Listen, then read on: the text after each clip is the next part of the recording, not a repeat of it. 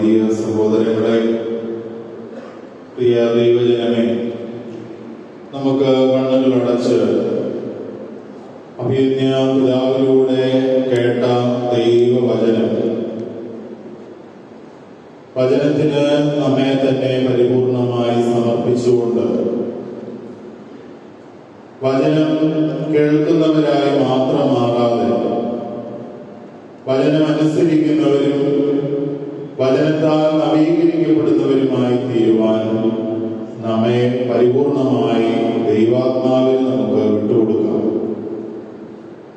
വചനം പരിപൂർണമായി അനുസരിച്ച വചനം ജീവിച്ച വ്യക്തിയായിരുന്നു പരിശുദ്ധ അമ്മ. അമ്മയുടെ മാധ്യസ്ഥം വചനത്താൽ നിറയുവാനും വചനമനുസരിച്ച് ജീവിക്കുവാനും നമ്മെ എപ്പോഴും സഹായിക്കും. അമ്മയുടെ മാധ്യസ്ഥം നമുക്ക് തേടാം. കൃപ നിറഞ്ഞ മറിയമേ സ്വസ്തി, കർത്താവ് അങ്ങയോടുകൂടെ സ്ത്രീകളിൽ അങ്ങ് അനുഗ്രഹിക്കപ്പെട്ടവളാവുന്നു. അങ്ങയുടെ ഉദരഫലമായി ഈശോ അനുഗ്രഹിക്കപ്പെട്ടവനാവുന്നു.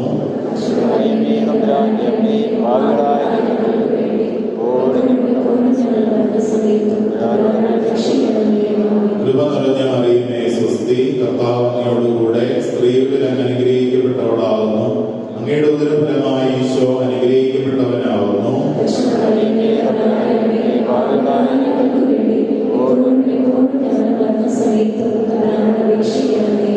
കൃപ നിറഞ്ഞ മറിയമേ സ്വസ്തി, കർത്താവ് അങ്ങയോടുകൂടെ സ്ത്രീകളിൽ അങ്ങ് അനുഗ്രഹിക്കപ്പെട്ടവളാവുന്നു. അങ്ങയുടെ ഉദരഫലമായി ഈശോ അനുഗ്രഹിക്കപ്പെട്ടവനാവുന്നു.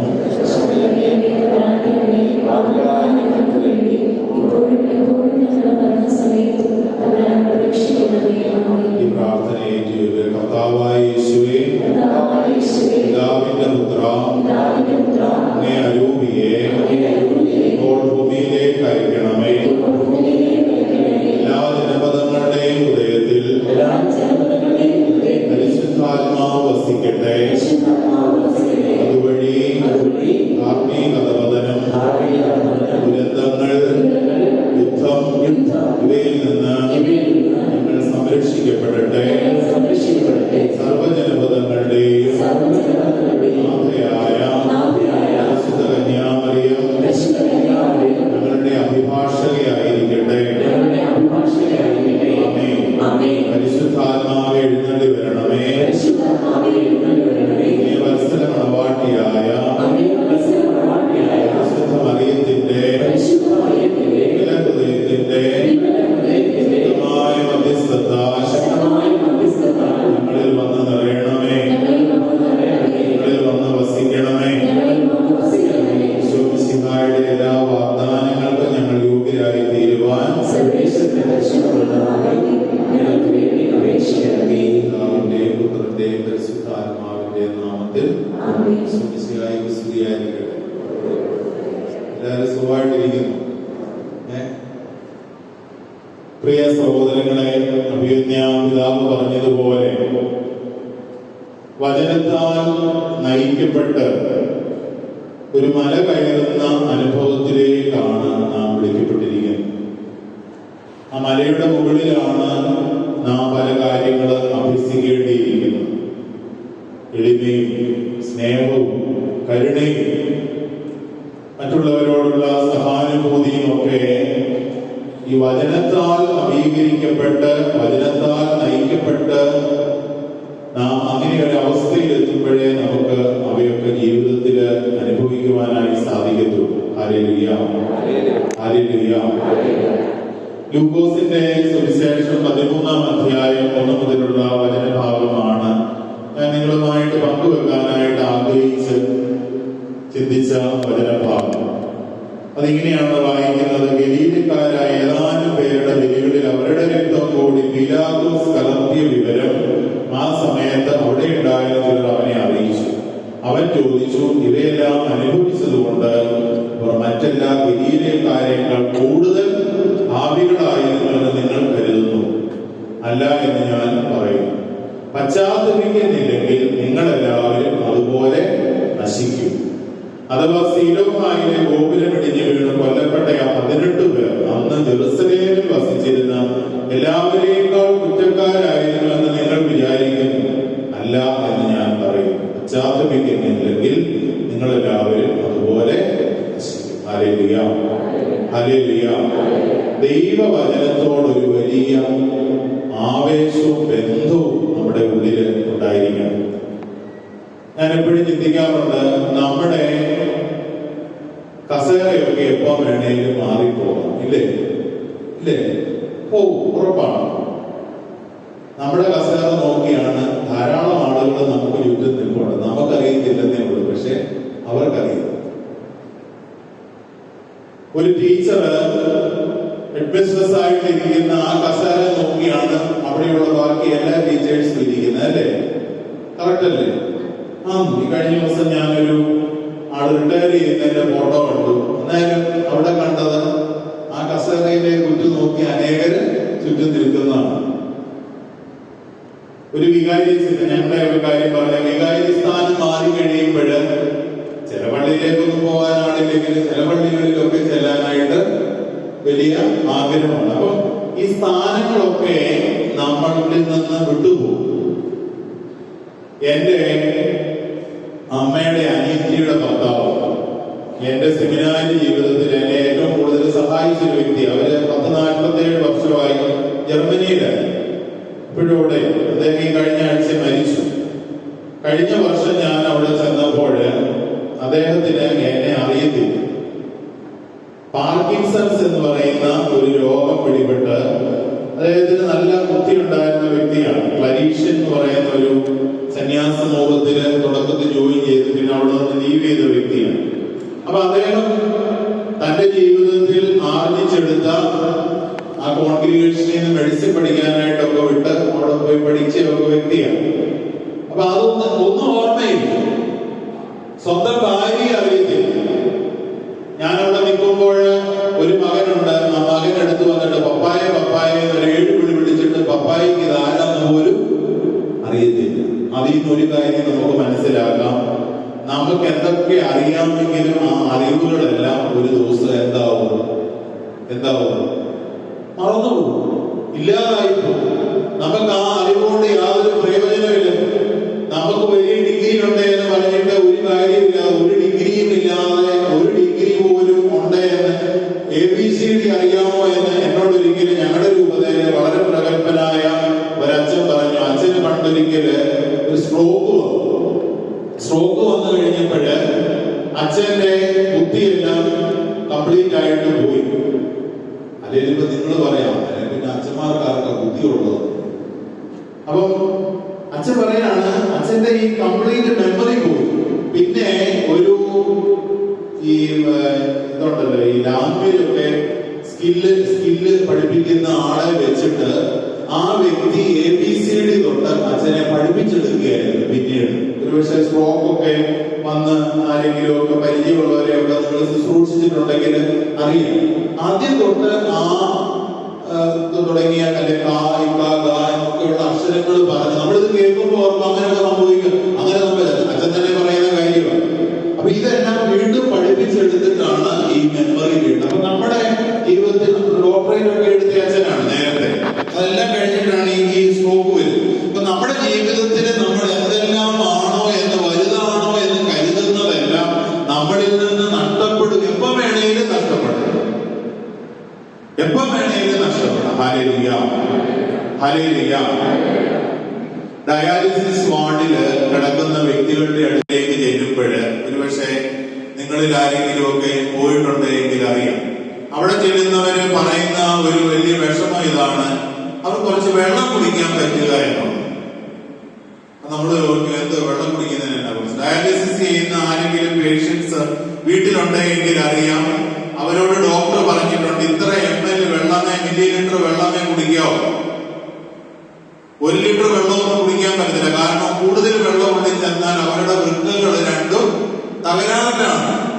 വൃക്കകൾ തകരാറിലായതുകൊണ്ട് വെള്ളം കൂടുതൽ ഉള്ളിൽ ചെന്നാൽ വെള്ളത്തെ ശുദ്ധീകരിച്ച് അല്ലെങ്കിൽ ശരീരം ശുദ്ധീകരിച്ച് അത് പുറത്തേക്ക് കളയാനുള്ള, മൂത്രമൊഴിക്കാനുള്ള ആ സ്വാഭാവികമായ അവരുടെ ശരീരത്തിന്റെ ഇത് നഷ്ടപ്പെട്ടിരിക്കുകയാണ്. അതുകൊണ്ട് ഡയാലിസിസ് ചെയ്യേണ്ടതായിട്ട്, കൂടുതൽ ഡയാലിസിസ് ചെയ്യേണ്ടതായിട്ട്. അപ്പൊ അവരുടെ ആഗ്രഹം, അവരുടെ വിഷമം കുറച്ച് വെള്ളം നന്നായിട്ട് കുടിക്കാൻ പറ്റുക എന്ന്. നിങ്ങളിൽ പലരും RCCയിൽ പോയിട്ടുണ്ട് അല്ലേ? RCC ചെല്ലുമ്പോ അവിടെ കാണുന്ന എന്താണ്? അവിടെ വലിയ പദവിയിൽ ഇരുന്നവര്, വലിയ കുടുംബങ്ങളിൽ ഭാഗമായിട്ടുണ്ടായിരുന്നവര്, കഴിഞ്ഞ ആഴ്ച കല്യാണം കഴിഞ്ഞവര്, ജനിച്ച കുഞ്ഞുങ്ങള്, ഇവരെയൊക്കെ നമുക്ക് കണ്ടുമുട്ടാൻ സാധിക്കും. അവരുടെ ആരുടെയും കുഴപ്പം കൊണ്ടാണോ അവർ RCCയിൽ എത്തിയത്? ആണോ? അല്ല. നമ്മൾ അവരെയൊക്കെ കാണുമ്പോൾ വിചാരിക്കും, ദൈവമേ ഞാൻ ഇങ്ങനെ നടക്കുന്നല്ലോ, എനിക്ക് കുഴപ്പമൊന്നും ഇല്ലല്ലോ, എനിക്ക് ഈ പ്രശ്നം വന്നില്ലല്ലോ. കർത്താവിന്റെ വചനം ഇന്ന് നമ്മളെ ബോധ്യപ്പെടുത്തുകയാണ്. അവിടെ ഇവിടെയും ഓരോ കാര്യങ്ങൾ കേൾക്കുമ്പോൾ നമ്മളാരും ചിന്തിക്കരുത് അവർ നമ്മളെക്കാട്ടിലും ഭാവികളാണ്. ആക്സിഡന്റ് ഉണ്ടാകുമ്പോൾ നമ്മൾ വിചാരിക്കരുത് ആക്സിഡന്റിൽ മരണപ്പെട്ടു പോയ വ്യക്തികള് നമ്മളെക്കാട്ടിലും ഭാവികൾ. നമുക്കൊരു പൊതുവെ ഒരു പ്രശ്നമുണ്ട്, നമ്മൾ മനുഷ്യരെ വിധിക്കുന്നവരാണ്. മത്തായിയുടെ സുവിശേഷത്തിൽ 7 കർത്താവ് തുടങ്ങുമ്പോൾ തന്നെ പറയുന്നുണ്ട്, നിങ്ങൾ വിധിക്കരുത്, അതുകൊണ്ട് നിങ്ങളും വിധിക്കപ്പെടുന്നത്. പക്ഷെ നമ്മൾ എല്ലാവരും വിധിക്കും. ഞാനും വിധിക്കും, നിങ്ങളും വിധിക്കും, അച്ഛന്മാരും വിധിക്കും, സിസ്റ്റേഴ്സും വിധിക്കും, മെത്രാന്മാരും വിധിക്കും, എല്ലാവരും വിധിക്കും. മാർപ്പാപ്പയുടെ കാര്യം എനിക്കറിയത്തില്ല, ഞാൻ അവിടെ പുള്ളിയുടെ അടുത്ത് പോയി നിന്നിട്ട്. ഹല്ലേലൂയ. അപ്പൊ നമ്മൾ എല്ലാവരും വിധിക്കുന്നവരാണ്. നമ്മൾ ആരെങ്കിലും നമ്മുടെ അടുത്തൊരു വീട്ടില് എന്തെങ്കിലും ഒരു പ്രശ്നം വന്നാൽ നമ്മൾ പറയാം, ആ പുള്ളി ഞാൻ പണ്ടേ ഓർത്താണ് സംഭവിക്കും. ഇടവകയിൽ നല്ല രീതിയിൽ ജീവിക്കാത്ത, നല്ല രീതിയിൽ സമൂഹവുമായിട്ട് ചേരാത്ത ഒരു വ്യക്തി ഇടവകയിൽ കൊണ്ട് ആ വ്യക്തിക്ക് എന്തെങ്കിലും പറ്റിയ ഉടനെ നമ്മൾ പറയാം, എന്താണ് പള്ളി വരാത്ത പോലെ അല്ലേ? നമ്മൾ പറയത്തില്ല. നമ്മൾ മനുഷ്യരെ വിധിക്കാനായിട്ട് വളരെ പെട്ടെന്ന് മനുഷ്യരെ വിധിക്കുന്നവരാണ്. പ്രിയമുള്ളവരെ, ഇവിടെ ഇന്നത്തെ വചനഭാഗത്ത് നമ്മളോട് ഇന്ന് ഈ നോമ്പുകാലം കർത്താവ് സൂചിപ്പിക്കുകയാണ്, ഓർമ്മിപ്പിക്കുകയാണ്. നമുക്ക് ഒരു കാരണവശാലും ഒരു വ്യക്തിയെയും വിധിക്കാനുള്ള യാതൊരു അധികാരവും ഇല്ല. ഹല്ലേലൂയ. എന്നിട്ട് കർത്താവ് ഒരു കാര്യം കൂടി, പ്രധാനപ്പെട്ട ഒരു കാര്യം പറഞ്ഞു വെക്കുകയാണ്. നിങ്ങൾ പശ്ചാത്തപിക്കുന്നില്ലെങ്കിൽ നിങ്ങൾ എല്ലാവരും അതുപോലെ മരിക്കും. നമ്മളെല്ലാവരും, ഞാൻ ഓർക്കുമായിരുന്നു, ഈ മധ്യ തിരുവിതാംകൂറില് ഏറ്റവും കൂടുതൽ സുവിശേഷം കേൾക്കുന്നവരാണ് നമ്മൾ. പത്തനംതിട്ട, തിരുവല്ല, റാന്നി, കോന്നി തുടങ്ങിയ ഭാഗങ്ങളിൽ കേൾക്കുന്ന അത്രയും സുവിശേഷം വത്തിക്കാനിൽ പോലും കേൾക്കത്തില്ല. വത്തിക്കാനിൽ അവിടെ മാർപ്പാപ്പ തന്നെ പറഞ്ഞിട്ടുണ്ട് 5 മിനിറ്റേ പ്രസംഗിക്കാവുന്നു. അത്രയും പ്രസംഗം അവിടെ പറയുന്നില്ല. നമ്മുടെ ഇവിടെ എന്തെല്ലാം പ്രസംഗങ്ങളാണ്. ഞാൻ ഓർക്കുമായിരുന്നു, രാവിലെ 5 മണിയാകുമ്പോൾ നമ്മുടെ മാത്യു വയലാമണ്ഡലച്ചന്റെ ഒരു പ്രസംഗം. അത് കഴിഞ്ഞ് നമ്മുടെ ദാനിയേൽ പൂർണ്ണത്തിലച്ചൻ 1 വർഷം കൊണ്ട് ബൈബിൾ മുഴുവൻ വായിച്ചു തീർക്കണമെന്നുള്ള ഉദ്യമത്തിൽ ചെയ്യുന്ന ഒരു വ്യാഖ്യാനവും പ്രസംഗവും എല്ലാം പോയി. അത് കഴിഞ്ഞ് വേറെ ഇഷ്ടം പോലെ നമ്മുടെ യൂട്യൂബ് തുറന്നാൽ ഇത് മാത്രമേ ഉള്ളൂ. നമ്മുടെ ചുറ്റുവട്ടത്തിൽ വൈകുന്നേരം ഒരു 4 മണിയാകുമ്പോൾ പാട്ടും അതിനോട് ചേർന്ന് കൺവെൻഷന്, വചന പെരുമഴ, വചനചന്ത, വചനം വിതറുന്നു, ഇങ്ങനെ ഒത്തിരി പേരുകളാണ്. അപ്പൊ ഇങ്ങനെ ഇതെല്ലാം കേൾക്കുന്ന, ഇതുകൊണ്ട് നിറഞ്ഞു നിൽക്കുന്ന ഒരു സ്ഥലമാണിത്. പക്ഷെങ്കില് നമ്മൾ ചിന്തിക്കണം, ഈ കേൾക്കുന്ന വചനമൊക്കെ എന്നെ കുറെ കൂടി മെച്ചപ്പെട്ട ഏതെങ്കിലും ഒരു വ്യക്തിയായിട്ട് രൂപാന്തരപ്പെടുത്തുന്നുണ്ട്. എനിക്ക് ജീവിതത്തില് ദൈവവുമായിട്ടുള്ള എന്തെങ്കിലും ബന്ധം ഉണ്ടോ എന്നുള്ളത് ഞാനിന്ന് രാവിലെ ചിന്തിക്കാറുണ്ട്. 6 മീറ്ററാണ് ഈ വെള്ള കുപ്പായം. എനിക്ക് നീളമുള്ളതുകൊണ്ട് 6 മീറ്റർ, ചില അച്ഛന്മാർക്ക് അത്രയും വേണ്ട. 6 മീറ്റർ വെള്ളക്കുപ്പായം ഇടുന്നതുകൊണ്ട് എന്തെങ്കിലും മെച്ചം നിന്റെ ജീവിതത്തിലുണ്ടായോ? കറുത്തകുപ്പായം തയ്പ്പിച്ചിടുന്നതുകൊണ്ട് ചിലര് കറുത്തകുപ്പായത്തിന്റെ അറ്റത്ത് ചുമന്നതും വെളുത്തും ഒക്കെ വെച്ച് പിടിപ്പിക്കും. എന്തൊക്കെ വെച്ച് പിടിപ്പിച്ചാലും യേശു ക്രിസ്തുവുമായിട്ട് ബന്ധമില്ല എങ്കിൽ മറ്റെന്തെങ്കിലും വെച്ച് പിടിപ്പിച്ചിട്ട് എന്തെങ്കിലും കാര്യമുണ്ടോ? ഉണ്ടോ? ഇല്ല. ഞാൻ ഇവിടെ വന്നിരുന്നപ്പോ ഈ ടേബിളിൽ നോക്കുകയായിരുന്നു. ഈ നമസ്കാര മേശയിൽ അതിന്റെ അടിയിൽ അത് കൊടുത്തയാളുടെ പേര് എഴുതി വെച്ചോട്ടോ. വളരെ നല്ല കാര്യം. അതുകൊണ്ട് സ്വർഗത്തിൽ പോകും. അതുകൊണ്ടാച്ചാ ഞങ്ങൾ കൊടുക്കാതെ. ഇപ്പൊ പലരും പുള്ളി തോന്നുന്നുണ്ട്, അച്ഛൻ പറഞ്ഞ വളരെ കറക്റ്റാണ്, അതുകൊണ്ടാണ് ഞാൻ കൊടുക്കാൻ. പള്ളിക്ക് കൊടിമരം കൊടുത്താല് സ്വർഗത്തിൽ പോവോ? പോകത്തില്ല. വേളാങ്കണ്ണിക്ക് പോയ സ്വർഗത്തിൽ പോവോ? അതിന് സംശയം ചിലര് മിണ്ടുന്നില്ല. വേളാങ്കണ്ണി പോയാൽ സ്വർഗത്തിൽ പോവോ? ഇല്ല. മലയാറ്റൂരിൽ മല കയറിയാൽ സ്വർഗത്തിൽ പോവോ? സ്വർഗത്തിൽ പോകുമെന്നുണ്ടായിരുന്ന മലയാറ്റൂർ മല പോയി കയറിയാൽ മതി. അങ്ങനെ ഉണ്ടായിരുന്ന നാളെ തൊട്ടിടിയായിരുന്നു. ഞങ്ങളുടെ പള്ളിയിൽ മലയാറ്റൂർ മലയ്ക്ക് പോകുന്നുണ്ടോ എന്ന് ചോദിച്ചപ്പോ ഒരു ബസ് നിറഞ്ഞില്ലെന്ന് പറഞ്ഞ് ക്യാൻസൽ ചെയ്തു. ഞാൻ പോകുന്ന പള്ളി 10-100 വീട്ടുകാരെടുത്തു. ഒരു ബസ്സിനുള്ള ആളില്ല. അപ്പൊ ഞാൻ അവിടെ പറയുകയാണ്, നാളെ പള്ളി പറയുകയാണ് ഉറപ്പായിട്ടും മലയാറ്റൂർ മല കയറി നിങ്ങൾ സ്വർഗത്തിൽ പോകുന്ന പറഞ്ഞാൽ മിക്കവാറും 3 വണ്ടിക്ക് ആള് കാണും. വീട്ടിൽ വേണ്ടി ഇരിക്കുന്ന വല്ല കാല് വയ്യാത്തവരും കൈ വയ്യാത്തവരും ഹാർട്ടിന് പ്രശ്നമുള്ളവരും ഒക്കെ എന്നാലും അവർ കയറാൻ പോകും. എന്നാലും ഒരു ചേട്ടത്തിനോട് പറഞ്ഞു അടിവാരത്തെങ്കിലും വന്നിരിക്കാവല്ലോ. Hallelujah, hallelujah. അപ്പൊ അതുകൊണ്ട് ഇങ്ങനെയുള്ള പ്രവൃത്തികളൊന്നും, ഈ പ്രവൃത്തികളൊക്കെ നല്ലതാണ്. ചിലർ വന്ന് പറയാറുണ്ട് ചേർപ്പൊക്കെ പോയി എണ്ണ ഒഴിച്ചാൽ, ഞാൻ എണ്ണ ഒഴിക്കുന്നല്ല, ആദ്യം ഇടവപ്പള്ളിയിലെ കുർബാനയിൽ പങ്കെടുക്കും. ഇടവക പള്ളിയിലെ വിശുദ്ധ ബലിയർപ്പണം കളഞ്ഞേച്ച് ചേർപ്പൊക്കെ പോയി എണ്ണ ഒഴിച്ചാലോ മലയാറ്റൂർ മല കയറിയാലോ അല്ലെ വേറെ എന്തെങ്കിലും ചെയ്തിട്ടുണ്ടെന്ന് കാര്യം ഞാൻ പറഞ്ഞു വന്നത് അത് മോശമാണെന്നല്ല. കർത്താവായ യേശുവുമായിട്ടുള്ള എന്റെ നിന്റെ ബന്ധമാണ് നാം പറയുന്നത്. പശ്ചാത്തപിക്കുന്നില്ല എങ്കിൽ ഈ കേൾക്കുന്ന വചനങ്ങൾ, ഈ ചെയ്യുന്ന കാര്യങ്ങളൊന്നും നിന്നെ പശ്ചാത്താപത്തിലേക്ക് നയിക്കുന്നില്ലെങ്കിൽ എന്റെ നിങ്ങളുടെ ജീവിതം കൊണ്ട് യാതൊരു അർത്ഥവുമില്ല. പരിശുദ്ധ അമ്മ 1914 ഫാത്തിമയിൽ പ്രത്യക്ഷപ്പെട്ടപ്പോൾ 3 ഇടയ കുട്ടികൾക്കാണ് പ്രത്യക്ഷപ്പെട്ടത്. അവരുടെ പേരറിയാവോ? Francesca, Jacinda, Lucy. കൊച്ചു പിള്ളേരാണ്, ഈ പിള്ളേരുടെ പ്രായം.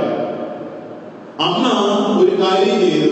ഒരു അമ്മ ചെയ്യാൻ പറ്റുന്നതാണോ എന്ന് എന്നോട് ചോദിച്ചാൽ ഞാൻ എനിക്കറിയത്തില്ല. പക്ഷെ അമ്മ ഈ കുട്ടികളുടെ ഒരു പരിപാടി എന്താണെന്ന് ചോദിച്ചാല് അവരുടെ വീട്ടിൽ അനേക ആടുകളുണ്ട്. ഇതിനെ തീറ്റാനായിട്ട് ഈ കുഞ്ഞുങ്ങൾ കൊണ്ടുപോയി അത് തിന്നുന്ന സമയത്ത് ഈ കുഞ്ഞുങ്ങള് അവരിങ്ങനെ കളിക്കും. പലതരത്തിലുള്ള കളികളിൽ അവർ ഏർപ്പെടും. നമ്മളൊക്കെ പണ്ട് കളികളിൽ ഏർപ്പെട്ടിട്ടുണ്ട് അല്ലേ? ഇതൊക്കെയാണ് അമ്മ പണ്ടത്തെ കളികള്. കൂടുതലൊന്നും പറയാതിരിക്കുന്ന അച്ഛാ നല്ലത്. ഇപ്പോഴും കളി പലരുടെ മാറിയിട്ടില്ല. അപ്പം ധാരാളം കളികളിൽ ഏർപ്പെട്ടുകൊണ്ടിരുന്ന ഈ കുഞ്ഞുങ്ങള്, ഈ അമ്മ ഒരു കാര്യം ചെയ്തു. അമ്മ പ്രത്യക്ഷപ്പെട്ടത് ഏതോ ഒരു പ്രത്യക്ഷത്തിന്റെ ഇടയിൽ അമ്മ ഈ കുഞ്ഞുങ്ങളെ നരകത്തിന്റെ ദൃശ്യം കാണിച്ചു. ഒരമ്മ അത് ചെയ്യാമെന്ന് ചോദിച്ചാൽ എനിക്കറിയില്ല. അമ്മ ഈ കുഞ്ഞുങ്ങളെ നരകത്തിന്റെ ദൃശ്യം കാണിച്ചു. അത് കഴിഞ്ഞപ്പോൾ ഈ കുഞ്ഞുങ്ങളിലുണ്ട്, ഇത്രച്ചേ കൊച്ചു പിള്ളേർ, ഈ കുഞ്ഞുങ്ങളിലുണ്ടായ വ്യത്യാസം എന്താണെന്നറിയോ? അതുവരെ കുറച്ചു സമയം ഫ്രീ ആയി കിട്ടിയാൽ, ഗ്യാപ്പ് കിട്ടിയാൽ അവരുടേതായ ഉല്ലാസത്തിൽ പൊക്കോണ്ടിരുന്ന കുട്ടികള് ഈ നരകത്തിന്റെ ദർശനം കണ്ടു കഴിഞ്ഞേ പിന്നെ അവർക്ക് ഉല്ലസിക്കാൻ പോകണ്ട. അവര് പിന്നെ എന്താ ചെയ്തതെന്നറിയോ? അവര് എപ്പോഴെങ്കിലും ഇച്ചിരി ഫ്രീ ടൈം കിട്ടിയാൽ ഉടനെ മുട്ടുകുത്തി എന്ത് ചെയ്യും? കൊണ്ടതെല്ലാം തുടങ്ങും. Hallelujah, hallelujah, hallelujah. അവരുടെ ജോലിയല്ല. അവരുടനെ മുട്ടുകുത്തി ഒരു നന്മ നിറഞ്ഞ മറിയമേ പ്രാർത്ഥനയെങ്കിലും ചൊല്ലി ഒരു ഭാവിയെങ്കിലും നരകത്തിൽ നിന്ന് അല്ലെ നരകത്തിൽ പോകാതെ ഇരിക്കുന്നു എന്ന് അവർക്കൊരു ബോധ്യം കിട്ടിയപ്പോൾ അവര് എപ്പോഴെല്ലാം ഫ്രീ ടൈം കിട്ടിയോ, എപ്പോഴെല്ലാം ഒരു ചെറിയ സമയം കിട്ടിയോ അന്നേരമെല്ലാം ഈ പ്രാർത്ഥനയ്ക്കായിട്ട് ജീവിതം മാറ്റി വെക്കുകയാണ്. കൊച്ചു കുഞ്ഞുങ്ങളുടെ ജീവിതത്തിൽ ഈ ദർശനത്തിലൂടെ അവരിലുണ്ടായ ഒരു വലിയ മാറ്റമാണ്. പ്രിയമുള്ളവരെ, എന്നെ കേൾക്കുമ്പോൾ നിങ്ങൾ ചിന്തിക്കണം, എല്ലാ ദിവസവും ഈ സ്വർഗത്തിന്റെ ദർശനം ഞാനും നിങ്ങൾ കാണുന്നതല്ലേ? അല്ലേ? എവിടെയാ കാണുന്നത്? പരിശുദ്ധ കുർബാനയിൽ. പരിശുദ്ധ കുർബാനയിൽ ഈ സ്വർഗത്തിന്റെ ദർശനം നാം കാണുമ്പോൾ നമുക്ക് എന്തെങ്കിലും വ്യത്യാസം ഉണ്ടാവുന്നുണ്ടോ? ഉണ്ടോ? യാതൊരു വ്യത്യാസവും ഇല്ല.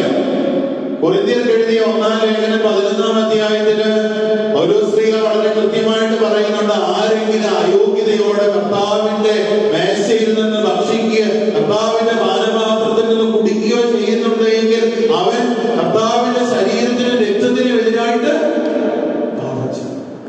അല്ലേ? അങ്ങനെ എഴുതി വെച്ചിരിക്കുന്നത്. വിശുദ്ധ കുർബാനയിൽ സ്വർഗം മുഴുവൻ നമ്മളോടൊപ്പം ആയിരിക്കുകയാണ്. ഈ സ്വർഗത്തിന്റെ ദർശനം എന്നും നാം കാണുകയാണ്. ഞാനെപ്പോഴും ഓർക്കാറുണ്ട്, രാവിലെ വിശുദ്ധ ബലി അർപ്പിക്കുമ്പോൾ യേശുവിനെ കരങ്ങളിൽ എടുക്കുമ്പോൾ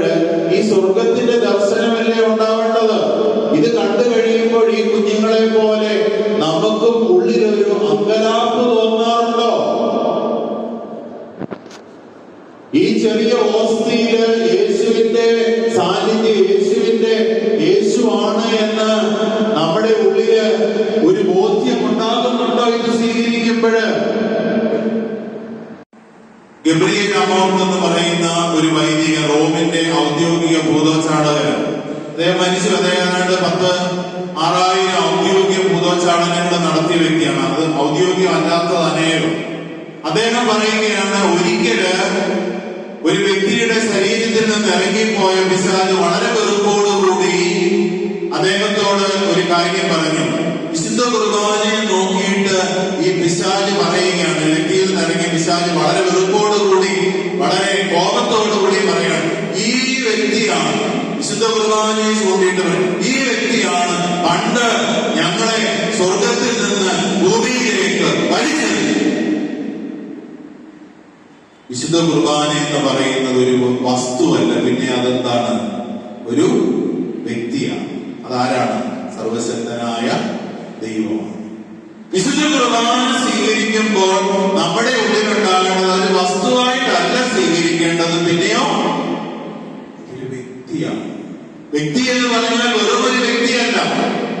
എന്നെ നിന്നെ സൃഷ്ടിച്ച ഈ ഭൂമുഖത്തുള്ള സകല, ഈ നമ്മൾ പറയത്തില്ലേ പ്രപഞ്ചത്തെ പറ്റി, അണ്ടകടാകത്തെ മുഴുവൻ സൃഷ്ടിച്ച സർവശക്തനായ ദൈവമാണ് എന്റെ നാവിന്റെ തുമ്പില് അപ്പമായി ഇരിക്കുന്നത്. എമ്മാവൂസിലേക്ക് പോയ ശിഷ്യന്മാര് ലൂക്ക 24 അവര് അപ്പം കയ്യിലെടുത്ത് ആശീർവദിച്ചു മുറിച്ചു കഴിഞ്ഞപ്പോൾ അവൻ അപ്രത്യക്ഷനായി. അവനെ കാണാൻ പറ്റുന്നില്ല. അതുവരെ കണ്ടുകൊണ്ടിരുന്ന, സംസാരിച്ചുകൊണ്ടിരുന്ന, കേട്ടുകൊണ്ടിരുന്ന വ്യക്തിയെ പിന്നീട് കാണാൻ പറ്റുന്നില്ല. കാരണം എന്താ? അവൻ അപ്പത്തിലേക്ക് സന്നിഹിതനാണ്. ഇതാണ് കത്തോലിക്ക വിശ്വാസം. ഇത് ഒരിക്കലും നമ്മൾ കോംപ്രമൈസ് ചെയ്യും. ഇതിനാണ് പള്ളി. പള്ളി എന്താണ്? പള്ളി എന്ന് പറയുന്നത്, പള്ളിയെ പള്ളിയാക്കുന്നത് എന്താണ്? ബലിപീഠമാണ്. ബലിപീഠത്തിലാണ് യേശുവിന്റെ തിരുശരീര രക്തങ്ങൾ അർപ്പിക്കപ്പെടുന്നത്. അതാണ് ഈ ദേവാലയത്തിന്റെ ഏറ്റവും മർമ്മപ്രധാനമായ സ്ഥലം. അതുകൊണ്ടാണ് ഞായറാഴ്ചയും മറ്റുള്ള ദിവസങ്ങളിലും വിശുദ്ധ കുർബാന സ്വീകരിക്കാൻ നാം ഓടി വരുന്നത്. ഞാൻ ചിലപ്പോ ഓർക്കാറുണ്ട്, എന്റെ പള്ളിയില് ചിലർന്നും വിശുദ്ധ കുർബാന സ്വീകരിക്കത്തില്ല. അതെന്താന്ന് എനിക്കറിയില്ല. ഞാൻ പല പ്രാവശ്യം പറഞ്ഞിട്ടുണ്ട്. 10-ാം പീയൂസ് മാർപ്പാപ്പയാണ് എല്ലാ ദിവസവും വിശുദ്ധ കുർബാന സ്വീകരിക്കാനായിട്ട് സഭയിൽ ആദ്യം പെർമിഷൻ കൊടുത്തു. അതുപോലെ തന്നെ കുഞ്ഞുങ്ങൾക്ക് ആദ്യ കുർബാന അല്ലെങ്കിൽ കുർബാന സ്വീകരിക്കാനായിട്ടുള്ള പെർമിഷൻ കൊടുത്തത് വിശുദ്ധ 10-ാം പീയൂസ് മാർപ്പാപ്പയാണ്. അദ്ദേഹം ആ കാര്യം ചെയ്തതുകൊണ്ട് എത്രയോ കുഞ്ഞുങ്ങൾ, എത്രയോ ആത്മാക്കൾ ഇന്ന് ദൈവത്തെ സ്തുതിക്കുന്നുണ്ട്. നമുക്ക് കിട്ടിയ വലിയൊരു അനുഭവമാണ്. മറ്റുള്ള അകത്തോലിക്ക സഭകളിൽ നിന്ന് വ്യത്യസ്തമായി കത്തോലിക്ക സഭാംഗങ്ങൾക്ക് ലഭിച്ചിരിക്കുന്ന വലിയൊരു നന്മയാണ് എല്ലാ ദിവസവും വിശുദ്ധ കുർബാന സ്വീകരിക്കാനുള്ള വലിയ കൃപ. Hallelujah, hallelujah. ഞാൻ ചിലപ്പോ ഓർക്കും, ഞങ്ങൾ വൈദികർക്ക് കുർബാന സ്വീകരിക്കേണ്ട എന്നൊരു ഓപ്ഷൻ ഇല്ല. ഞങ്ങൾ ഇവിടെ ഇരിക്കുന്ന അച്ഛന്മാർക്ക്, നിങ്ങൾക്ക് ഒരു പക്ഷേ നിങ്ങൾ ചിന്തിക്കും, ഇന്ന് കുർബാന സ്വീകരിക്കുന്നില്ല. എന്നാ കാരണം? ഞാൻ രാവിലെ 2 തെറി പിടിച്ചാവാം, അല്ലെ ഞാൻ ഭർത്താവിനോട് അത് പറഞ്ഞു, അല്ലെ ഞാൻ ഇന്നത് പ്രവർത്തിച്ചു, ഞാൻ ഇങ്ങനെയൊക്കെ ചെയ്തു, അതുകൊണ്ട് ഞാൻ ഇന്ന് വിശുദ്ധ കുർബാന സ്വീകരിക്കുന്നില്ല. ഞാൻ ചിലപ്പോൾ ചിന്തിക്കാറുണ്ട്, എനിക്ക് അങ്ങനെ ഒരു ഓപ്ഷൻ ഇല്ല. എനിക്ക് അങ്ങനെ ഒരു എന്റെ മുമ്പിൽ അങ്ങനെ ഒരു ഓപ്ഷൻ ഇല്ല. ഞാൻ അർപ്പിക്കുന്ന ബലി ഉറപ്പായിട്ട് ഞാൻ സ്വീകരിച്ചിരിക്കണം. അപ്പൊ ഇതെന്നെ ഭയപ്പെടുത്തണ്ടേ?